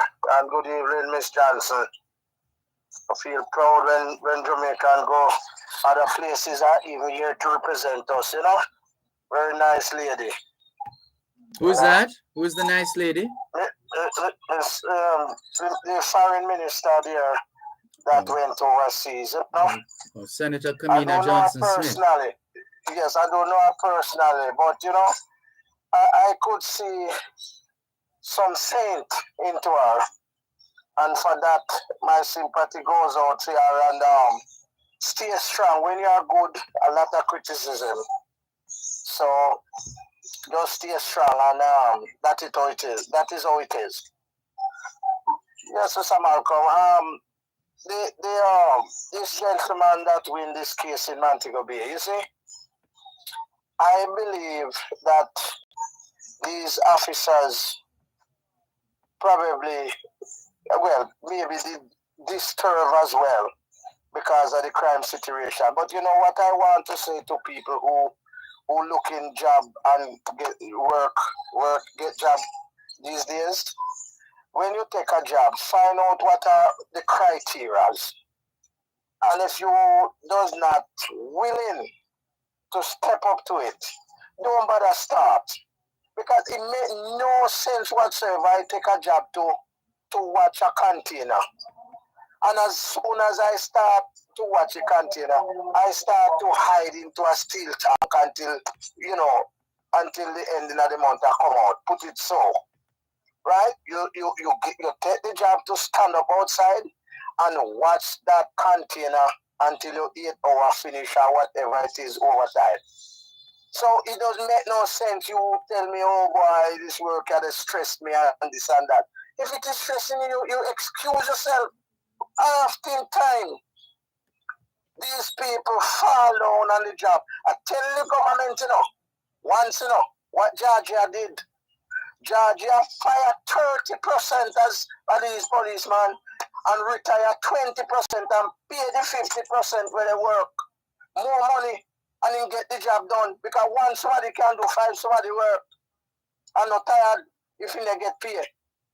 Right? I hate when people take a job, man, and fall down on it. I was just coming out of sentence a while ago and I was listening to you all the way down. Right? And I stopped at Rio Bruna for a little while and it was corroding. But Mr. Malcolm, I tell you the truth, man. We as a Jamaican, we're proud. And I am saying to people in this country, when you take a job, or you go for ask for a job, find out what are the criteria. Don't come back, don't tell me say you're stressed out and people that come in and this and that they happen. You know long time said that is the job. So why you take it if you know you're not going to do it? Right? Missing bike the person in firearm yesterday. Right? And police vehicle and police the nearby and then turn a blind eye. He squeeze something on the bike and he go bow, bow, bow. After Yes, that, did you get a chance to listen to yesterday's broadcast? We did a broadcast from the Montego Bay Motor Vehicle Examination Depot in Yes, I was Flanker, listening to you, but I was at right. work. So that is being dealt with. Mr. Hare says, can you hear the director of the Island Traffic Authority says the authority in conjunction with their partners are going to ensure that that madness stops in terms of the simulation of gunshot noises coming from motorcycles and other disturbing sounds. Yes, I wonder if when you send people out to do a job, and once they are not being watched, they just put a blind eye. I don't know what is happening, but to me, it is not reinforcing, right? Or reinforcing enough, because when you send out these people to work at 8 hours, who is there to weigh what they do for the day, right? What amount of work they done for the day? You think so just sitting around just around a fan can work? Sound like you're talking in a vacuum. Which people are you talking about? No, I'm talking about the people them who are supposed to protect us, like the police officers, right? Yesterday I was standing up somewhere, and I see this bike come down, not even license plate upon it. So I said to myself, I wonder if I let go them bike up our way, right? And him scratch up a man car further down the road. And the man have to just come out and shake it. Not even license plate upon it. And then the past police officer go down and come up. Eh? What is happening in our country? Who is paying these people? Do you have a camera on your phone? We have a camera, Mr. Malcolm. Yeah, take some pictures now and take some pictures and some videos when you come up on these situations, so you can send it to the transport authority. I was Jamaica High, then can back it up. Where was Jamaica High was there? They need to have people who back it up and check these things and don't leave it on citizens. Yeah, because we are paying them. No, man, citizens have an awesome responsibility. Awesome responsibility. I mean, don't leave it on citizens. Citizens have a role to play. So what about the people who we pay for watching Jamaica High? Yeah, well, they alone can't do it. We need more eyes. They alone can't do it. Well, I need them to show what they are doing. Because to me, the agencies are not working properly at all. We are not seeing the benefits. We are not seeing it because what? They know they are not being watched or a big stick is over them. So they just do as they like. We can't buy our way to God. And I am saying to people in this country, put work first and then you will get money after. Instead of driving yourself into judgment. All right, We can't stand it no more, you man. have touched on a myriad of issues this afternoon. I think we're going to leave it there for now. Take care. This is your program, Both Sides of the Story, Poro 106 FM. There's more after the break. You're listening to Power 106 FM. The time is now 3:45. Supreme Real Estate, licensed real estate dealers, the experts in residential, commercial, industrial, hotels, and villa sales, rentals, and leases. Supreme Real Estate, Main Street, Salem, Runaway Bay, St. Anne. Call 876-973-5026 or 876-973-6142 and email supremerealestate@cwjamaica.com. JPS spin and win. Get ready to spin and win of niceness. Yes, when you go prepared with JPS, weekends for two shopping free and more. Which are sign up for prepaid to winnings galore. Go prepaid with JPS and top up with 120 kilowatt hours or more for a chance to win in the spin and win draw every month. Or you could be the grand prize winner of $2 million. So prepaid and done. Visit jpsco.com for more info. Authorized under Section 58.3 of the Betting, Gaming, and Lotteries Act.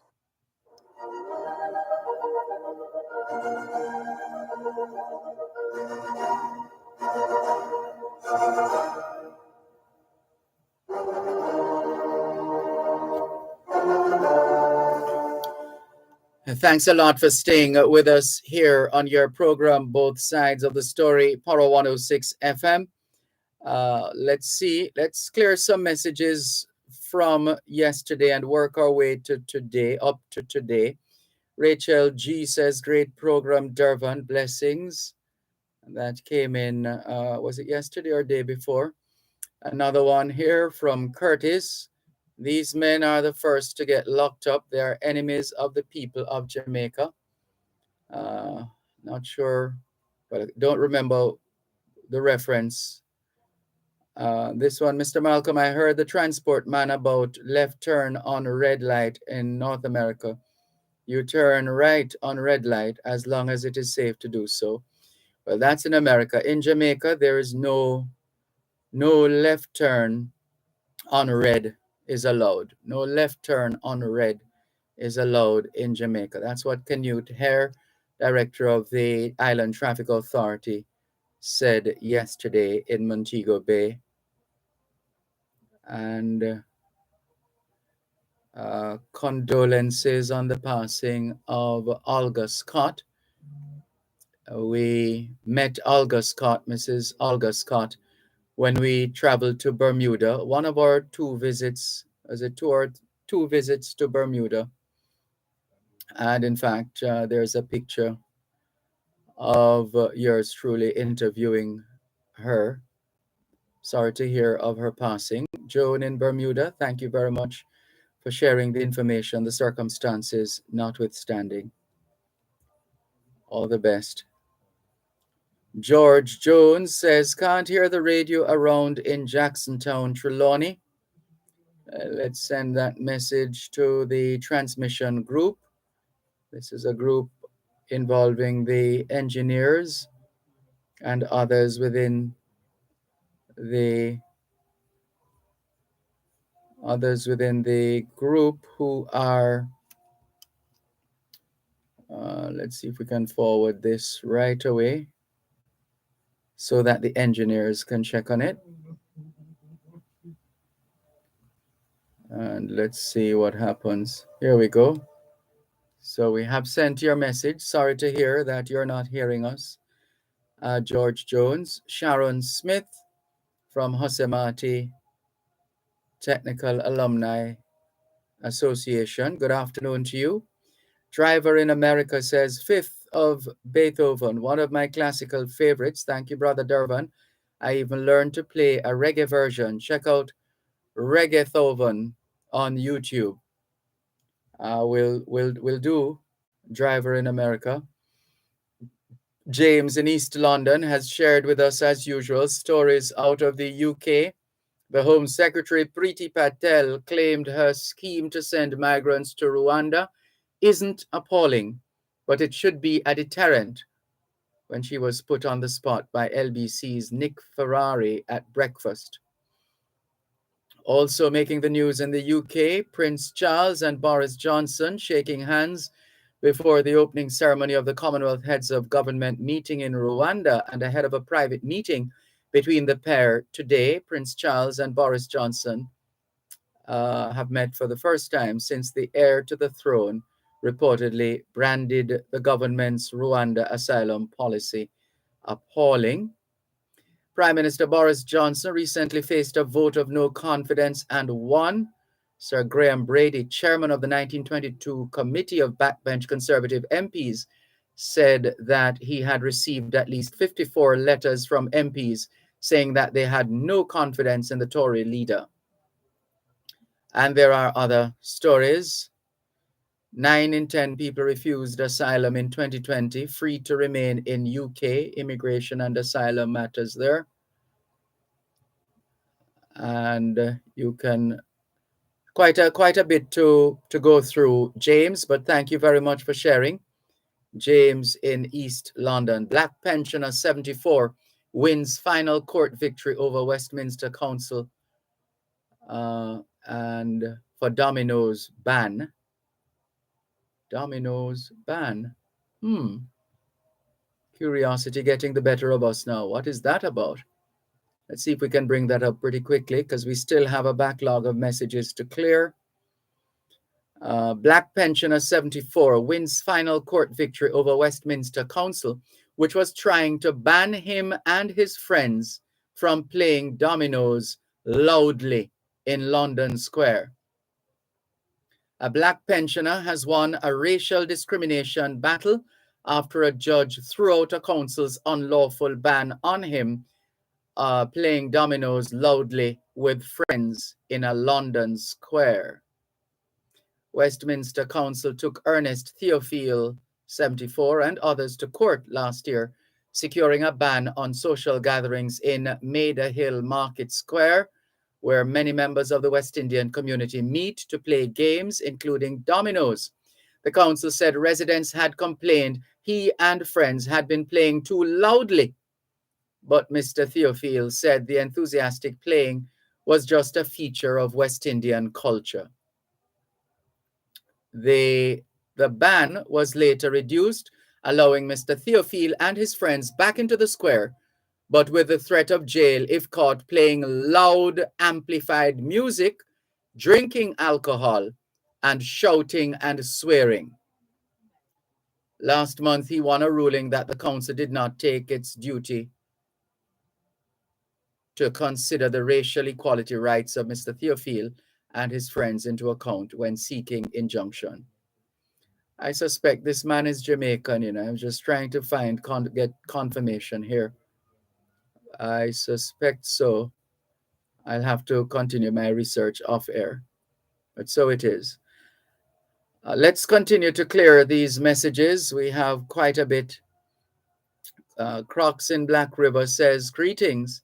I think the loss of Kamina Johnson-Smith may be a blessing in disguise for Jamaica, since a part of her stated goal was to bring back honesty, integrity, and transparency to the running of the Commonwealth.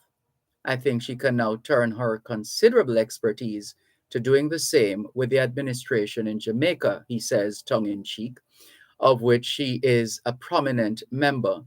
I look forward to her work on behalf of the Jamaican people.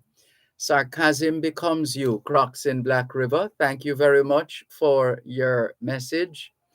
Beresford says, Brother Dervan, I was about to ask whether that piece was from Third World, but then you said it was from that great black brother, Beethoven. That's a great piece. Life without liberty is bad, but whilst there is life, there is hope. But some of us can only think of today. These are the same Republicans leaning, well, you make a pronouncement here on one's mental health, so we'll jump over that, who will leave nothing good for the future generation.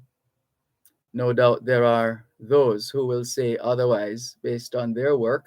Del Mignot says, good evening, Mr. Dervan. Good afternoon, Del Mignot. The mistake made tabling the wrong bill only tells us that politicians are human.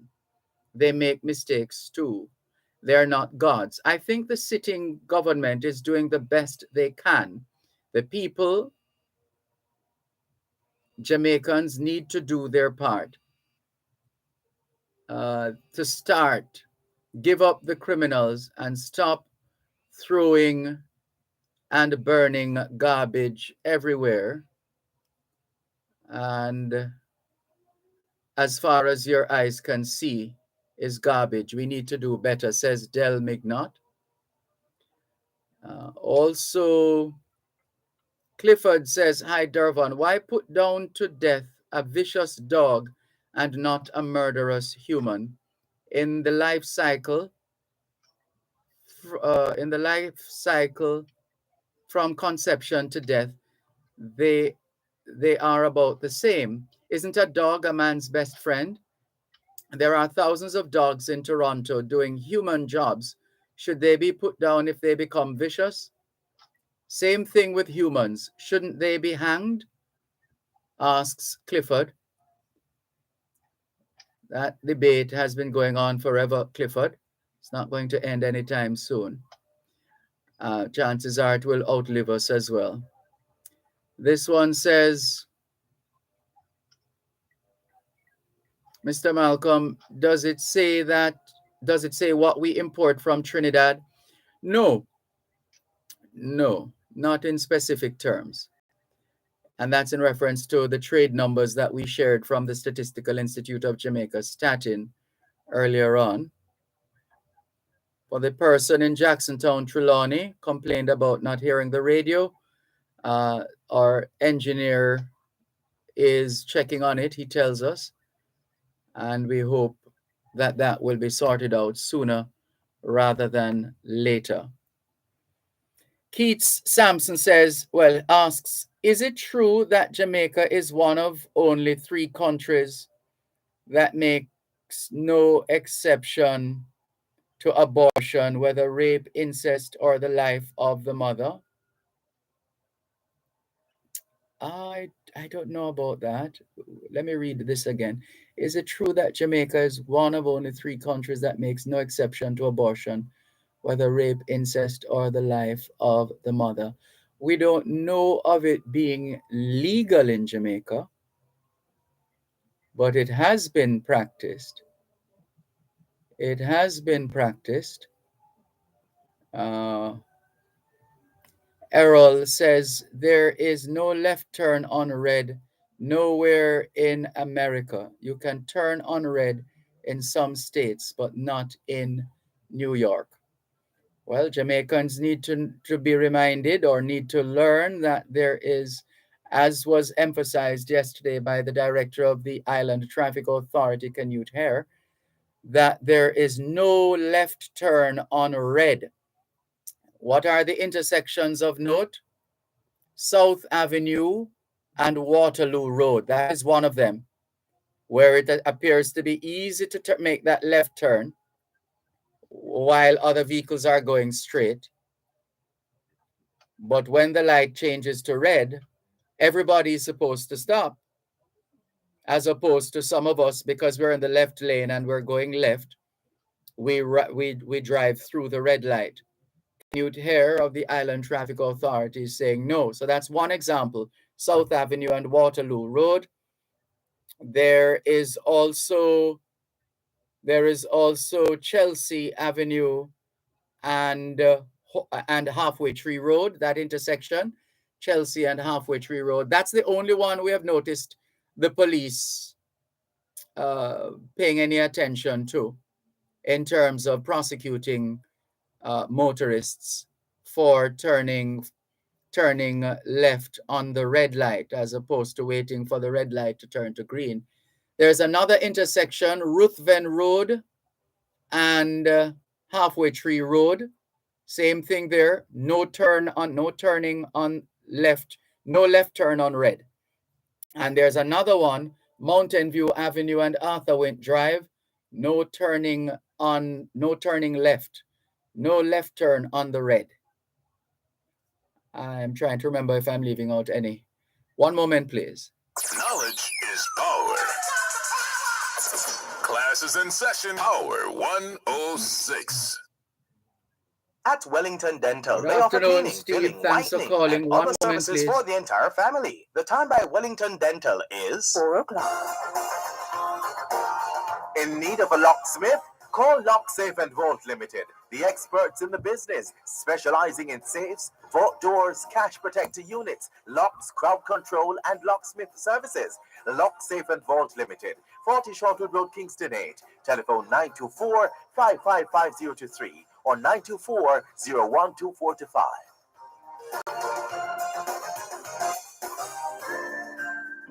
Treat yourself to famous Jamaican jerk dishes at Sweetwood Jerk Joint. Succulent pork, chicken served with mouth-watering side orders. Sweetwood Jerk Joint, open every day. Call 876-906-4854 or come to 78 Knoxon Boulevard in Kingston in a secured environment. Across from Emancipation Park, all COVID-19 protocols observed. Sweetwood Jerk Joint, the home of Jamaican jerk.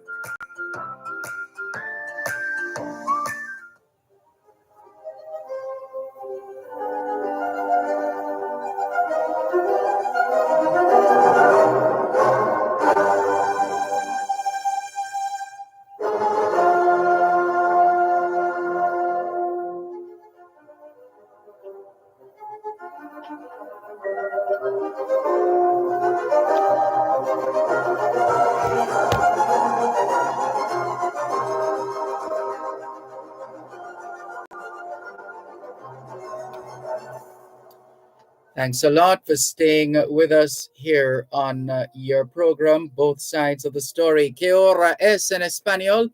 Son las 4:02 que la retiro en français, les 4 de 现在 TDN 了4点02分 2 minutes past 4 o'clock in the afternoon here at Broadcast House, 32 Lyndhurst Road, Kingston 5, St. Andrew, Jamaica. Have you had a checkup lately? If not, now is a good time. Let's not wait till we get sick to get a checkup. How about that? Checking in with more on your program, Both Sides of the Story, Power 106 FM. More right now as we go to our text line, same as the WhatsApp number, 876-365-3346. Here's Steve in Toronto, Canada. Good afternoon, Steve. Good afternoon, Dervan, and good afternoon to your listeners, and a special good afternoon to the people of Westmoreland, St. Lamar in particular, and also Darlaston and Lennox Goodwoods. Dervan, I want to ask you to help me to understand the process that is involved in passing a bill or more so a regulation when it goes to Parliament. With what happened recently, where the wrong document was presented, I am left with the opinion that parliamentarians are not reading the documents before they approve it, because what I witnessed or what happened, and then what I subsequently witnessed yesterday, is that the document was approved, the regulations were approved, and I think I heard Minister Chan said, well, the opposition can review it for discussion later on. So I'm concerned if in terms of that process, because clearly we saw that the wrong thing was approved. How is it that we can have these things being put into law, even though I know that the regulation is not a law, but put into effect without any of the parliamentarians reading it? Does that make sense? I'm trying to understand that. Can you help me? We dealt with it earlier on. We were making don't know if you missed what we said earlier on. We were making the point that these days, and you can see it when you watch coverage of parliamentary activity, you will notice parliamentarians are on their phones, constantly checking their phones while presentations are being made, etc. I think they find it much easier to scroll through their phones than to go through a document that has implications for this nation and its people. Yeah, and I remember once I think it was a PAC committee where I think it was, if my memory serves me correct, it was Minister Samuda which was chairing it. And Mr. Samuda, who was chairing it? Carl Samuda. Yeah, who was chairing the PAC meeting? No, never mind. Go ahead. Mm-hmm. Oh, okay, sorry, that one went to my head. Uh-huh. They were supposed to be discussing a document, and none of them had actually reviewed the document before. Some were seeing it for the first time, and we're supposed to be there discussing that piece of document at the PAC meeting. Now, having said that, and having been acknowledged that these things, the regulations have been passed by our parliamentarians without them even knowing what is in there, where do we go from here? Because we have a problem. Houston, we have a problem? Yeah. Yeah, clearly a greater level of scrutiny need to be applied as far as our political representatives are concerned. There has to be a way to police their activities, their decisions, their choices, their contributions or lack thereof with respect to debate on bills, etc. Who was doing that there, Dervan? Remember, we were supposed to have job descriptions. Well, there was a. Go ahead. There was a thing. There was a thing with Juliet Holness recently, where she was, I think, she was chastising, or there was a discussion. Let me put it that way, with her and MP Daly, because I think MP Daly wasn't I think it was a procurement committee. And there was some rule that if you're not showing up at the meeting, they won't approve your procurement and for your constituency. And she was contesting that, and when they read the attendance, she wasn't hardly there. Now, the constituents were being penalized because of an MP who wasn't showing up. So, we have this what transpired. I don't even know what to adequately call it, with the passing of the bill, the wrong passing of the wrong regulations, and people don't know what their MPs don't know what they're showing up to do, and MP not showing up. I mean, how can we? I don't know. How are we going to move forward? I'm just at a loss, because there's no captain. Certainly no captain at the helm. No auditors. No, the auditors are still very much around. The Integrity Commission of Parliament is also in place, and then there are civil society groups and organizations, like, for example, Jamaica Accountability Meter Portal, JAMP, with Jeanette Calden. They haven't pointed it out what actions are being taken. Remember we had something recently, as you mentioned, JAMP accountability. There were a couple of MPs who didn't put in their reports. I forgot what the name of the report is, for outstanding for how many years. I gather that they may have done it. I don't know about for how many years. I don't. It's not an extended. It wasn't an extended number of years. It was for almost 2018. The 2018 one wasn't put in, if I remember correctly. But it was for they put in the current, recent one, but the one for previous years wasn't put in. I don't quote me on the exact years, but if I remember, it may have been 2018. And they would have been dealt with like others have in the past. But they didn't even call the name of the MPs. They didn't even call the name of the MPs to say who were derelict. But at the end of the day, though, Dervan, nothing is being done in terms of. No, I don't think you can say. I that. don't think you can say nothing is being done. When you make those absolute terms, you undermine your argument. In terms of keeping them accountable, MP Mrs. Well, I shouldn't. Yeah, you're right. Nothing is being done because the procurement thing is that if you don't show up, we won't approve your procurement, whatever you're requesting. So something is being done from that perspective. But still, we're not. What's his name? Michael Phillips was complaining the other day of not having the quorum to start the meeting, which has been the cry for decades in Gordon House. There, apart from not enough members for a quorum, there's the issue of just tardiness. People turn up whenever they feel like, as opposed to religiously sticking to the scheduled start of sittings. So how do we have acknowledged the problems? We know the problems. How do we fix it and ensure it doesn't happen? Because as you said, this has been happening for decades. Apply sanctions.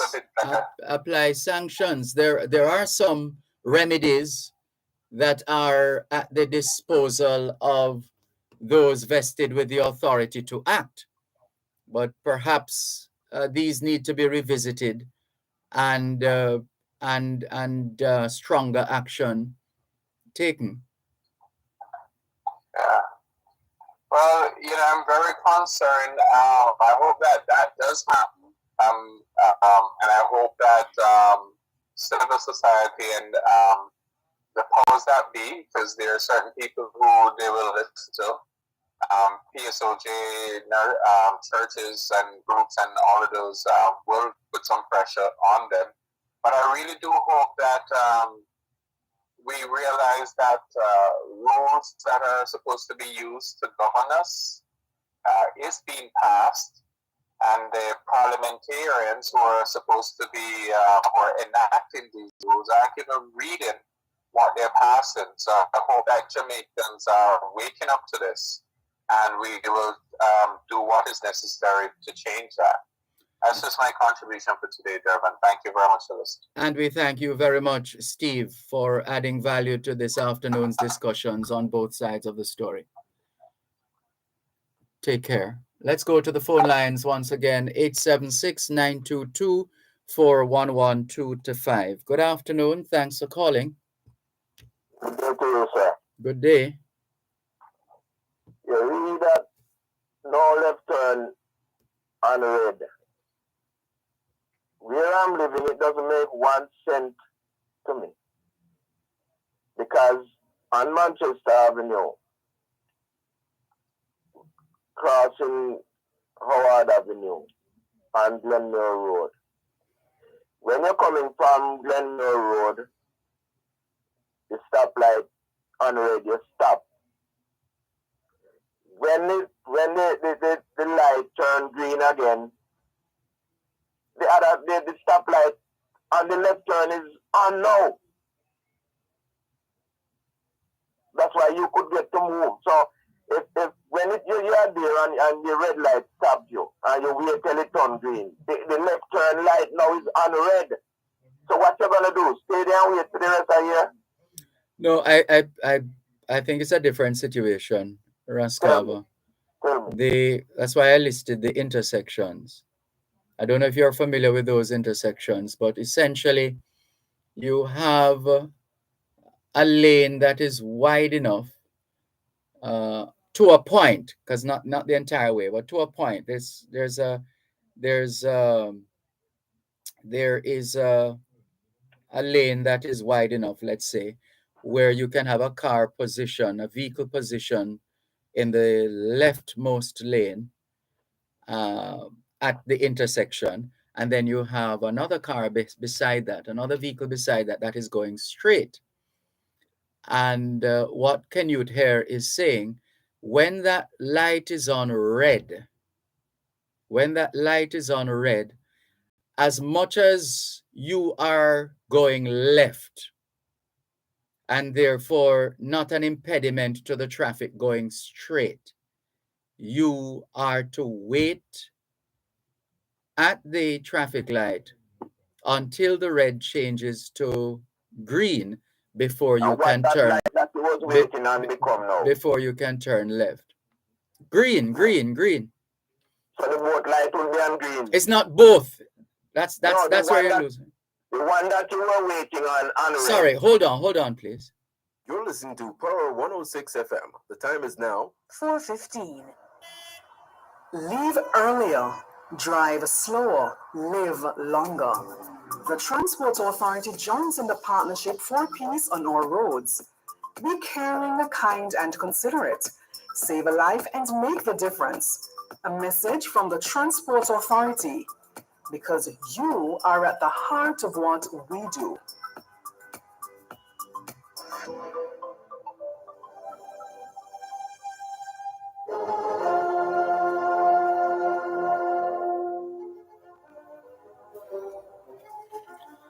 Que hora es en español? Son las 4:16. Quelle heure est-il en français? Les 4:16.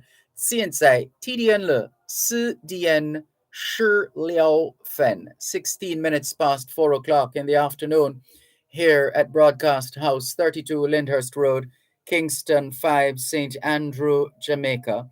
Have you done your homework yet? If not, now is a good time. Yes, young people, we know it's a Friday, but you know what we always say? Have some fun doing the homework now so you can have some more fun this weekend. How about that? And indeed, we trust you had a productive day of learning today. Hope you also managed to get in some physical activity, just as important as mental activity. We are aware that it's end of exam time, end of term, end of year exams are on right now in our high schools. And there's some activity in our primary schools as well. And the CSEC and CAPE exams continue. And as we always say, we hope you get the results that you work for, nothing more, nothing less. And those who still have work to do, remember, proper preparation prevents poor performance. As we always say, young people, socialization makes you educable. Education makes you trainable. Training makes you employable. And the right attitude makes you successful. Homework time, young people. Yes, Raskaba, there's no filter. There's no filter light at the intersection. It's a straight red or green. So when it's on red, even if you're turning left, because there's a bit of a slip, don't know if you want to say a slip road or a slip path that you can turn left. If the light is on red, you are to wait until it turns to green before you can make the left turn. Green. And it's green now. Sorry, we weren't hearing what you were saying. Start again, please. When you stop at the stoplight, that stop, you're red. And you wait till the left turn becomes green. No, Raskawa. This is what I'm saying. There's no left turn indicator or left turn. There's no left turning light or light for you to turn left specifically. Yeah. It's just a regular stoplight without the arrows. This is just a straight red, green, and amber. Just those three. Right. So it's still at the Manchester Avenue stoplight too. Mm-hmm. So I am saying when you're coming from Howard Avenue, you stop at the red and you want to turn left to go into Maypen, you have to wait till you get the green to go. But when you get the green and I go turn left, you buck up on the red now. So how it works? No, I'm not understanding that. What I understand at all the intersections I've outlined are intersections where you don't have an arrow that indicates that you can turn left on the green arrow, for example. There's none of that. All they have. None of that, the one I'm talking about either. Yeah, just but a cross road. Well, I'm not understanding your intersection. you're coming from, is a crossroad, right? The main street, and then you have Glenmere Road, go across to Howard Avenue, crossroad, just right a plus. So when you're coming from Howard Avenue, now you come, the stoplight is on red there, so you have to stop. But your intention was to go left, but the light stop you. So you wait now until your light turn green before you move. But when it turn green and you move, when you're going to make the left turn, a red light did it so.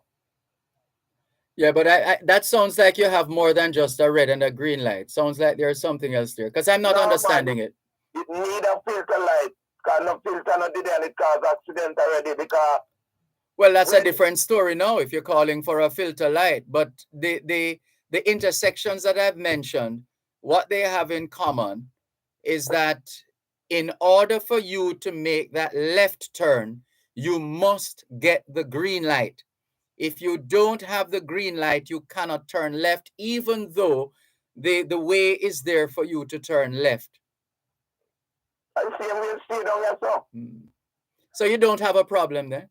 No, but if you are waiting on your light will stop you to change, to green for you to move, But when it turn green now and you move and I go turn left, a red light depend at the section. Yeah, well, that's why you get the green, because red over there, so now you get the green to go. Yeah, well, if you're going to get the green at some point, well, you go on the green. But you have to block the stoplight anyway, because you have to go through the red when you make the left turn. I will have to physically come to that location, because I don't get it. All right.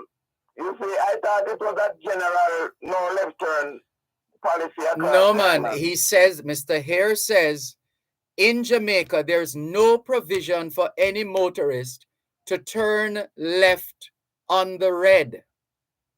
You have to turn left on green. You cannot turn left on, well, people have been doing it, but it's wrong. All right. You see that stoplight you go through when you go to Stuart, for instance, at the Tiger Market there? Uh-huh. You remember that stoplight there? I think so. Right. So one go to Glenmere High School or Howard Avenue, and then the main street, Manchester Avenue, carry you to Stuart. So if you are coming from Stuart and you want to turn on, all right, let's not complicate it that much. You are coming from Maypen and you want to turn to go to Glenmere High School, which would be a left turn. When you come to that stoplight, it's on red. So you have to wait until it turns green before you move. But when you move now and I go turn left to go to Glenmere, is the red light that section? Yeah, well, that's the only way you could get the green light in it, because that one is on red now. Well, I think Mr. Hare was quite clear. Once you're at intersections like the ones I've been listing, South Avenue and Waterloo Road, Ruthven Road and Halfway Tree Road, Chelsea Avenue and Halfway Tree Road, Mountain View Avenue and Arthur Wint Drive. Once you're at any of those intersections, you are not, under any circumstances, you are not to turn left on the red. You must wait for the green to turn left. And it's just an ordinary crossroad. All of the ones you name. Yeah, it's well, I guess you could call it that for the most part, because it's one road positioned going in one direction and the other one going in another direction. Right, so they cross each other. Mm-hmm. Right, but we can't. The way it worked down that bridge, and accident happened because the people some of them don't stop at that red light just because they want to get the green going up into Maypen, or going on to Glenmore. So they go through the stoplight, the red, that they come on. But if they wait at the red and wait till it turns green, the other turn now is going to be on red, because it stop that section of vehicle now that them can go straight across the street. But if you have a turn left, it's red there, so. Sounds like you're gonna have to sponsor a broadcast from that intersection so we can see what is happening. No, man, it's a gentleman when you not talk to, man. That's why me want to call in, but you not take the call. No, I have never tell people that I'm not taking any call. I don't give anybody any such instruction. You didn't do it. No, but all you have to do is call. I did call. Okay, and what happened? We never get to talk to them, man. We never get nobody not take up my call. Well, you need to learn from the caller yesterday who called us on the text line, same as the WhatsApp number, because that one is the company phone. That's always with me once I'm on air wherever in the world. You know why I stop call for that number? There? Why? Yeah, I tell people who have a call even before me come on. I'm telling people, huh? Or you don't want people to know that you're calling? Yeah, but they will eventually know. But they'll say, okay, Rascovers, and then the text line calling in. Anyway, I said, give thanks to Virgin. All right. Take care. Yeah, man, have a great strong end. You too. This is your program, Both Sides of the Story, Power 106 FM, still streaming live on the Gleaners website, go-jamaica.com. Patriotic Jamaican in New York says, Mr. Malcolm, does it say that we import from Trinidad? Yes. Mr. Malcolm, I can understand why the authorities do not allow left turn on red in Jamaica. The way our Jamaican people are does not allow this to happen. I can just imagine the chaos that would ensue if this is allowed. I can see these drivers turning on red in front of drivers with the right of way on green and claiming that they have the right of way. Also, left on red would quickly turn to right on red, straight on red, causing all kinds of chaos and accidents. That's just how our people are. Not all of us, please. That's why we can't get a break. And by the way, Mr. Malcolm, there's turn on red in some areas of New York City, but there's usually a sign indicating that you can do so. That's correct. I've seen that before. Thank you, Patriotic Jamaican in New York. Hello, good afternoon. Thanks for calling. Thanks to have Elizabeth on board. Welcome. All right. Tell me something. We have any tsunami warning system in this country? I heard about one. I've never seen it, but I heard that there is a system that is in place somewhere. I'm trying to remember where right now, but I guess we could always check on that. And when citizens go to their bed at night, do we have any technology that watch the country? I guess that would be Jamaica Eye. It's not only on at nights, it's on 24/7. But it's not everywhere. It's not as ubiquitous as it needs to be. It's not everywhere. All right. In Ukraine, when them under attack, you hear how the siren was keep going up. Do we have that type of effective system? Again, let me just check something here. At the moment, there is no tsunami warning system for Jamaica. You must, this is from the Office of Disaster Preparedness and Emergency Management. You must therefore become familiarized with the warning signs. An earthquake is a natural tsunami warning. So China and these other places don't have these warning systems? I don't know, but I would imagine they do. They have it. I can't say for sure. They have it. But I would imagine they do. So why government time to time fail to invest in this country? Real investment of a lifetime. I believe it's a matter of priorities and what we think our priorities are or should be. You don't think any sensible country would watch over their country in the real way at night when the country asleep? Yeah, countries that can afford to put up multiple cameras with facial recognition, like in China. China's security, as I experienced it in 2017 in Beijing and elsewhere, their security is more covert than overt. In other words, you are not going to see policemen walking with guns. Absolutely not. Middle Ireland, St. Anne, Westmoreland, and St. James. Or see us online, geolandonline.com, or call 754-6436. Open Monday to Friday, 8:30 a.m. to 4:30 p.m. Geoland Title Limited, your lamp partners. Land title is our business.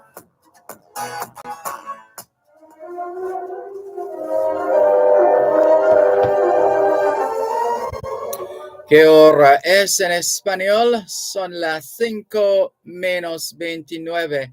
Quelle heure est-il en français? Les 5:29. 现在几点了？5点 Time just changed.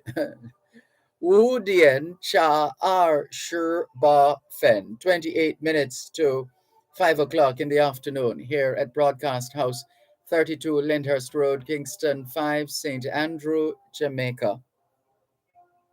Do you know where your children are? Are they where they're supposed to be? Doing what they're supposed to be doing? It's a good time to check up on the children. A good time for us to continue with more here on your program, Both Sides of the Story, Poro 106 FM. Thanks for holding. Here's a story that was published on the 21st of April, 2011 by the Jamaica Information Service, JIS. ODPEM tests tsunami warning system. ODPEM tests tsunami warning system. Let's see if we can get to the crux of this story. Let's see. While we cannot be completely prepared for natural disasters, it does make sense to be as prepared as possible. To this end, the Office of Disaster Preparedness and Emergency Management, ODPEM, recently carried out a tsunami simulation exercise for the Caribbean to raise awareness about the phenomenon and examine the early warning signs in place for the region. That was the word from the then Director General of ODPEM, Ronald Jackson. And we're just trying to see where else information is shared. All right, so here we go. The exercise also seeks to ensure that Caribbean disaster management agencies are ready to respond in the event of a hazard threat, such as a tsunami, and looking at the response of respective agencies. Right, so that's essentially it. When we have earthquake, who measures it? There's the earthquake unit at the University of the West Indies. Mona. They measure it. Yes. And what they can manage. But they're not the only ones. I think the setup is such that other countries can in fact share that data as well. So what they can manage, Washington will help them. Not necessarily Washington, but what's the name of that organization? But there is an agency in America, just as though we have ours in Jamaica, the earthquake unit. They have theirs as well, and they not only monitor their situation but also other situations in the region. Okay. All right, so no fun time. Thanks for the call. Take care. This is your program, Both Sides of the Story, Poro 106 FM. Hello, good afternoon. Thanks for calling. Good afternoon. Good afternoon. Mr. Malcolm, what the guy was asking about if in Jamaica do not have a radar. Uh-huh. That's why I was asking about, because anyone can attack Jamaica during the night and nobody know where them coming from, because there's no radar in Jamaica to give us advance. Yeah, well, ideally, perhaps we should have that, but the chances of that happening in the region are one in a million. And in any case, the United States of America are friendly partners. Yeah, so what if the United States isn't going to invade us, just like what them do to Grenada? I'm sorry, life and time are too precious for me to ponder those things, quite frankly. Anyway, what I call you about, is the left turn that everybody is talking about him. I don't see the thing that causes traffic accident in Jamaica. Jamaica speed limit is too fast. it is the fastest in all boat you can ever go. Because Jamaica's speed limit is 110. Where I live, No, hold on. We have 50 zones and 80 zones, and we also have 110, but that is on this the Old Harbor stretch there.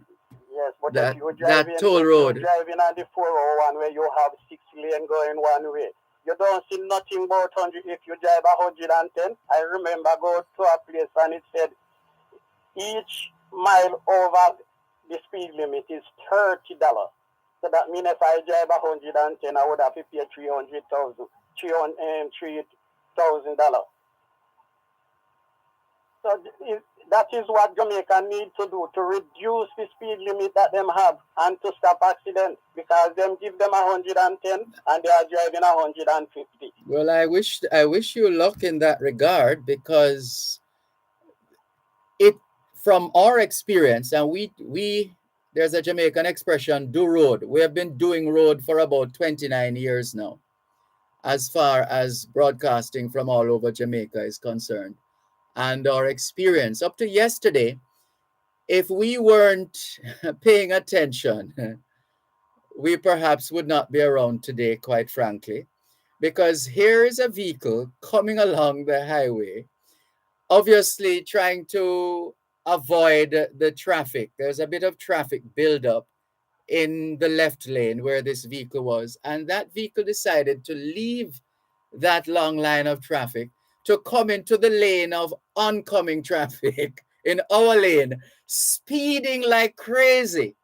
We had to quickly get out of the way by taking the soft shoulder. I heard you talking about Yes. it yesterday. So I'm saying we see. I don't know if the speed merchants are it's only Jamaicans who are speed merchants, but we seem to have it bad in Jamaica, really bad. You see, people. Is what Mr. Man, they need to cut the speed. I'm seeing it right now in Bridgeport. When you on that road here, I try to get Mr. Stephen Sharp to put up a stoplight, because there's not a day you don't have accident. They run, that would help. But hey, we run red light too in Jamaica like crazy. It's a big deal in Jamaica now. You put a camera there. Yeah. You put a camera, whoever goes through the red light pay. And so far there are cameras, but they have not all been activated for that kind of work just yet. I'm not sure what we're waiting on. Jamaica need to cut the speed limit. I remember once when you go into Spanish Town, when you reach Central Village, you couldn't drive more than 30 miles an hour. And now people is driving like it's not a residential area and 110 through it. That is what Jamaica need to do. Yeah, well, I'm sorry to say it, but I doubt it will make a difference in Jamaica, because here's the thing. As I like to say, when I get into my vehicle and get behind that steering wheel, I don't become another person. And therefore, it's what we see on the road is a function of the people who are behind the wheels. In other words, it's who you are that is coming out that we're seeing. The running of the red light, the speeding, the reckless driving, etc. It is telling us who you are as an individual. But you're supposed to have traffic cop instead of having the traffic cop molesting taxi as them parked downtown. Supposed to have them on the road, because I remember going Manchester and this man was overtaking on the bridge. And when the other guy blew his horn, then begin cursing. And I look at him and say, "You're stupid. You are the one that doing the problem." That's right. Overtaking. It's called, you know, it's called in Jamaica. I learned this from Tony Lang years ago. It's called wrong and strong. Wrong and strong. So they're wrong. They're clueless. You know that saying that says, "He who knows not and knows not that he knows not." We have too many of those on our roads. They need to put more traffic cop on the road. Well, we hear you again, but I don't know. I guess because of some of us have become quite cynical now and not expecting too much more based on our experience. Traffic cops are placed all over and they position themselves all over. and people are still doing the wrong things.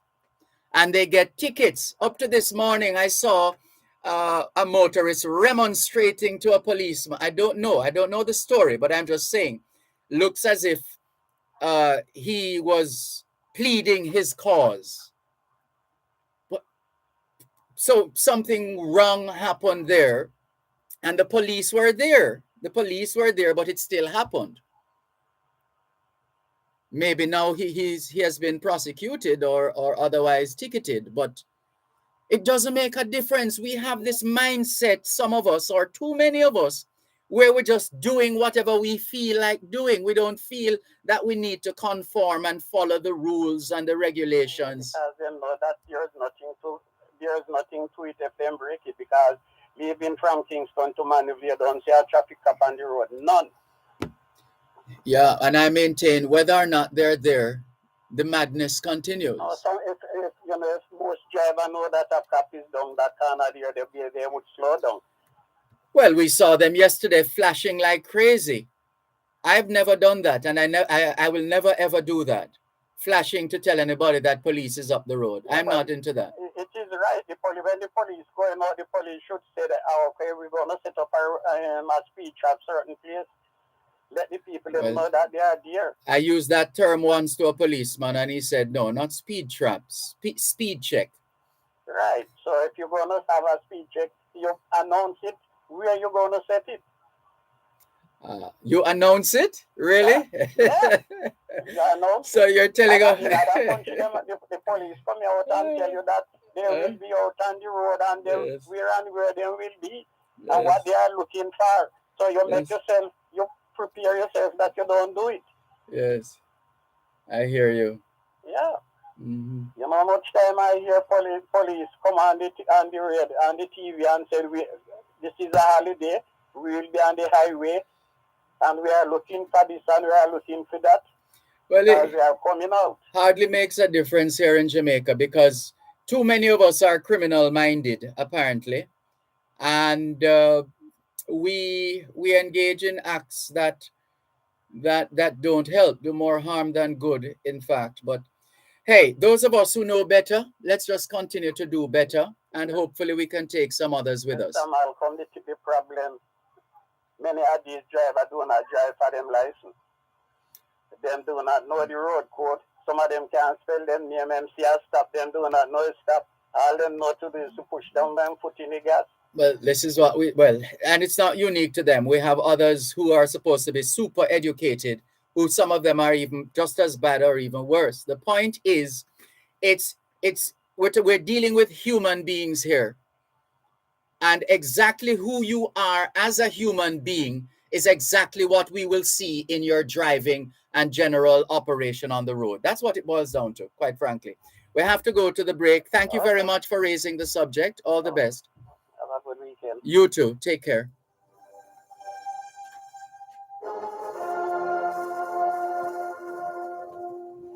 You're listening to Power 106 FM. The time is now 4:45.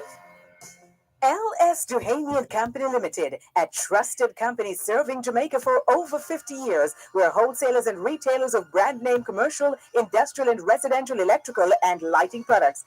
Our services include engineering, product quotations, assembly of industrial panel boards, meter centers and soft starters, transformer modifications, product testing, and island-wide delivery. L.S. Duhaney & Company Limited.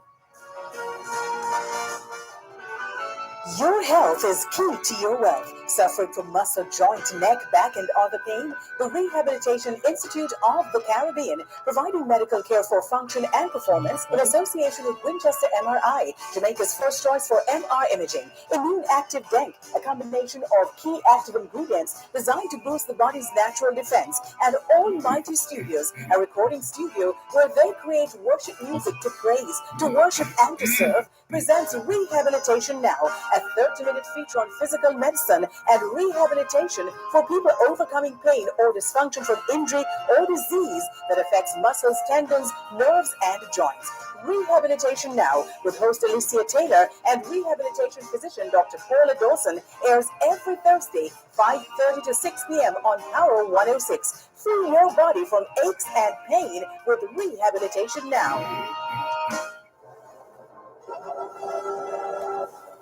Que ahora es en español, son las 5 menos 14. Quelle heure est-il en français? Les 5 heures moins 14. 现在几点了？5点cha shi liao fen. I beg your pardon. That should be cha shi si fen. 14 minutes to 5 o'clock in the afternoon here at Broadcast House, 32 Lyndhurst Road, Kingston 5, St. Andrew, Jamaica. Good afternoon to all working Jamaicans tuned in to both sides of the story here on Power 106 FM. It's a good time for us to ask ourselves, how productive have we been today? How productive have we been today? Let's continue with more on your program, Both Sides of the Story, Power 106 FM. Lots of messages pouring in. Errol says, I think we read that one already. There is no left turn on red anywhere in America. You can turn on red in some states, but not New York. We read that already. Truth to Power says, I bet that Keith Mitchell did not think he could lose because he held all the seats in Parliament. Yes, you're correct, Truth to Power. We heard him speak before the election. He was pretty confident that he would have won. So Truth to Power says, those who think they can't lose because of their large majority, beware. And Natalie Winter says, see you tomorrow, Dervan. Remember to fill up containers with water because National Water Commission will be cutting water starting at 8 p.m. Friday for 3 days. Good luck. Areas to be affected off Spanish Down Road, Washington Boulevard, and Washington Gardens. Tats Harris says, Dervan, I think the gentleman is mixing up kilometers with miles per hour. That's in reference to the speed limit. I thought about that myself, but that can be easily understood upon reflection. Sharon Richards says, blessed afternoon, Sir Malcolm, to you too. Sharon Richards, Clement Villiers, otherwise known as Clement Villiers. Good afternoon to you. Sonia Ellis says, good afternoon, Dervan. With regard to passing of items in the House, don't you think that these documents should be presented to the parliamentarians prior to the sitting of the House so that each person can have ample time to peruse the document, do the proper research if required before coming to Parliament to discuss it, so that the discussion can be conducted from a knowledgeable point of view, rather than us reading it there and being rushed to discuss it the same day? That's generally how it is done, Sonia Ellis. That's generally how it is done. Or if it is that you are going to be looking at this bill over an extended period of time, then it doesn't matter if you get it on the first day of deliberations at the start of the sitting. It doesn't matter, because you're not going to be rushing it through on that day, in that moment, at that time. You are going to start your first session looking at this bill, and then you'll have another session and another, etc. So it depends. Clement Villiers says, victory for God, time for change. Blessed the name of God. Love the man, something. Guard the sin. Sin is sin. I lost my son this LA. She went, oh dear, loss of my son, went and, oh, somebody saying, a male saying, I lost my son. She went out and had an abortion, never told me, but came home and there were signs. uh, told me was monthly. After a week, I took her to doctor, found out the truth. Uh, I never trusted women affected after that. Well, who feels it knows it. Sorry to hear of your situation. Sorry to hear of your situation. But as you know, not all of us are the same. We're not homogenous. We're not all the same, whether male or female. Sonia Ellis says exactly, caller. Bills are being voted on political lines because most times some don't even bother to listen to the discussion and spend most of the time on their phones while bills are being debated.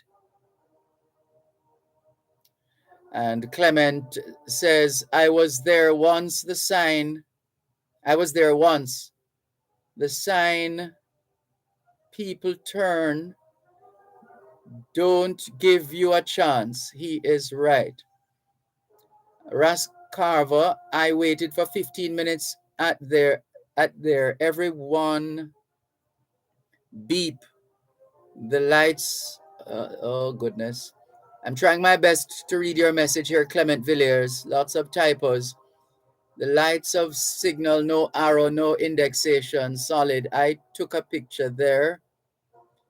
And big up Rad. I don't know who that is, or is it Ras, as in Rascava? Mikey Jarrett says, Friday afternoon blessings and blessed love from Brooklyn, New York. Welcome, Mikey Jarrett from Brooklyn, New York. Clement Villiers says, all them need improvement, Ras. Me begs too. And Clement says, yes, Ras. Oliver says, now most one will overstand why Mr. Carver is one of my favorite callers. And for the I do appreciate him for waiting patiently to come on air. Norman Hines in St. Thomas says, good afternoon, Sir Dervan, Malcolm, and listeners. To you too, Norman Hines. Thank you very much for your message. Clement Villiers says, tax these resorts for paying the warning system. They take all the foreign dollars back, buy up all the resorts, pay man, bad weather, garbage, word, do the dispose, the mess up, just the area around hotel, but the sea will need cleaning soon. Oh dear, Clement, you're going to have to help us in understanding some of what you're saying here because there are a lot of typos. Inez Iona Campbell says, good afternoon, everyone. Sending happy birthday to my brother and nephew, Philip Campbell Sr. and Jr. And Clement says, bad habit, bad behavior. A driver did that once. I told him, me not ready for dead. I got to the car, took a Mini to Orocabessa. Okay. Sorry for the bad spelling, but it is scary. I start driving on my own since no man a drive me. Them two mad drivers take road foolish. Whew. That was quite something. You have to help us, Clement. We can't.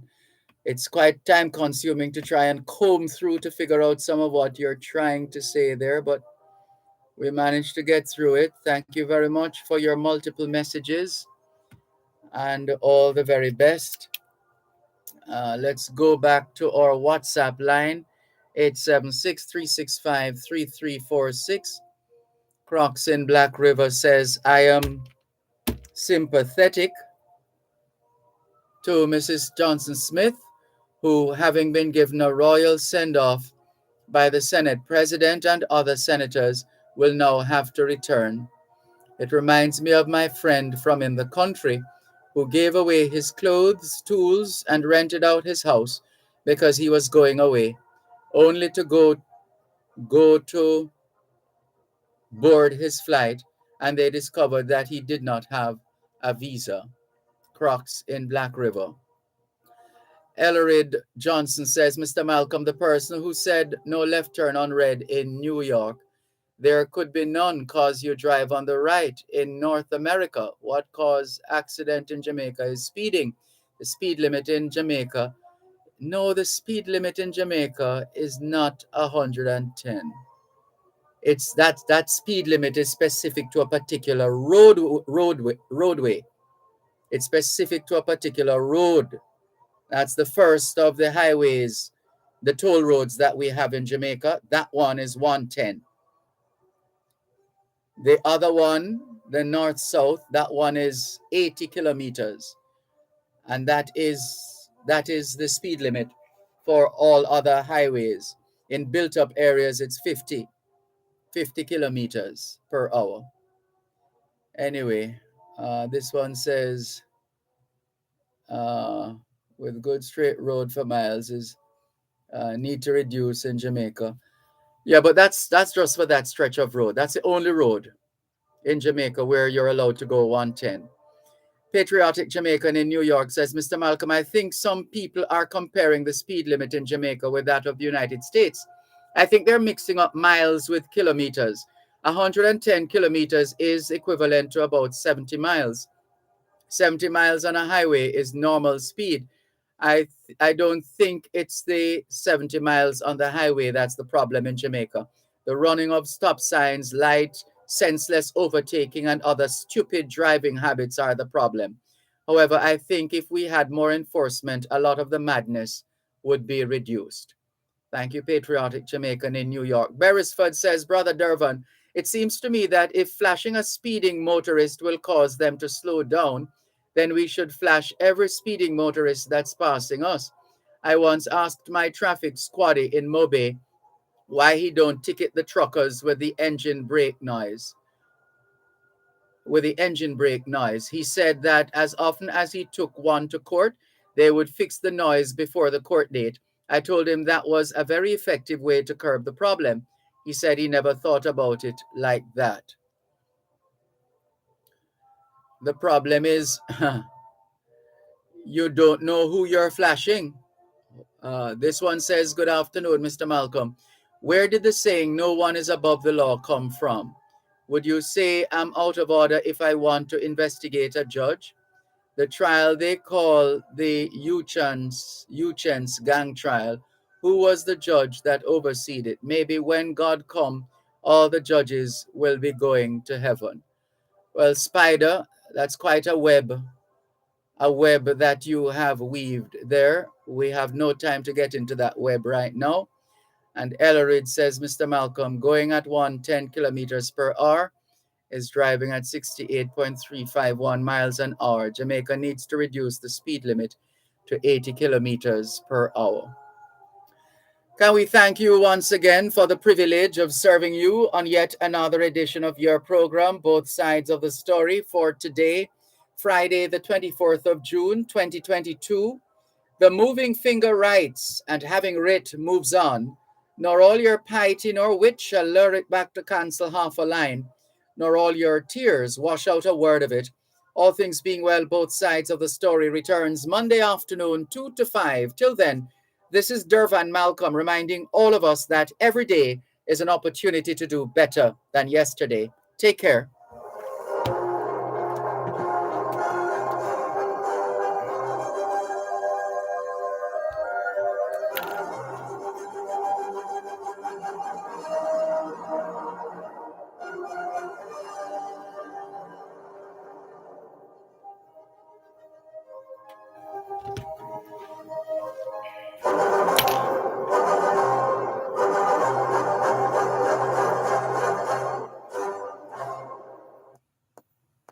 You're listening to Power 106 FM. The time is now 5 o'clock. News, comprehensive, powerful, and credible. Power 106 FM now presents a simulcast of Radio Jamaica's News at 5.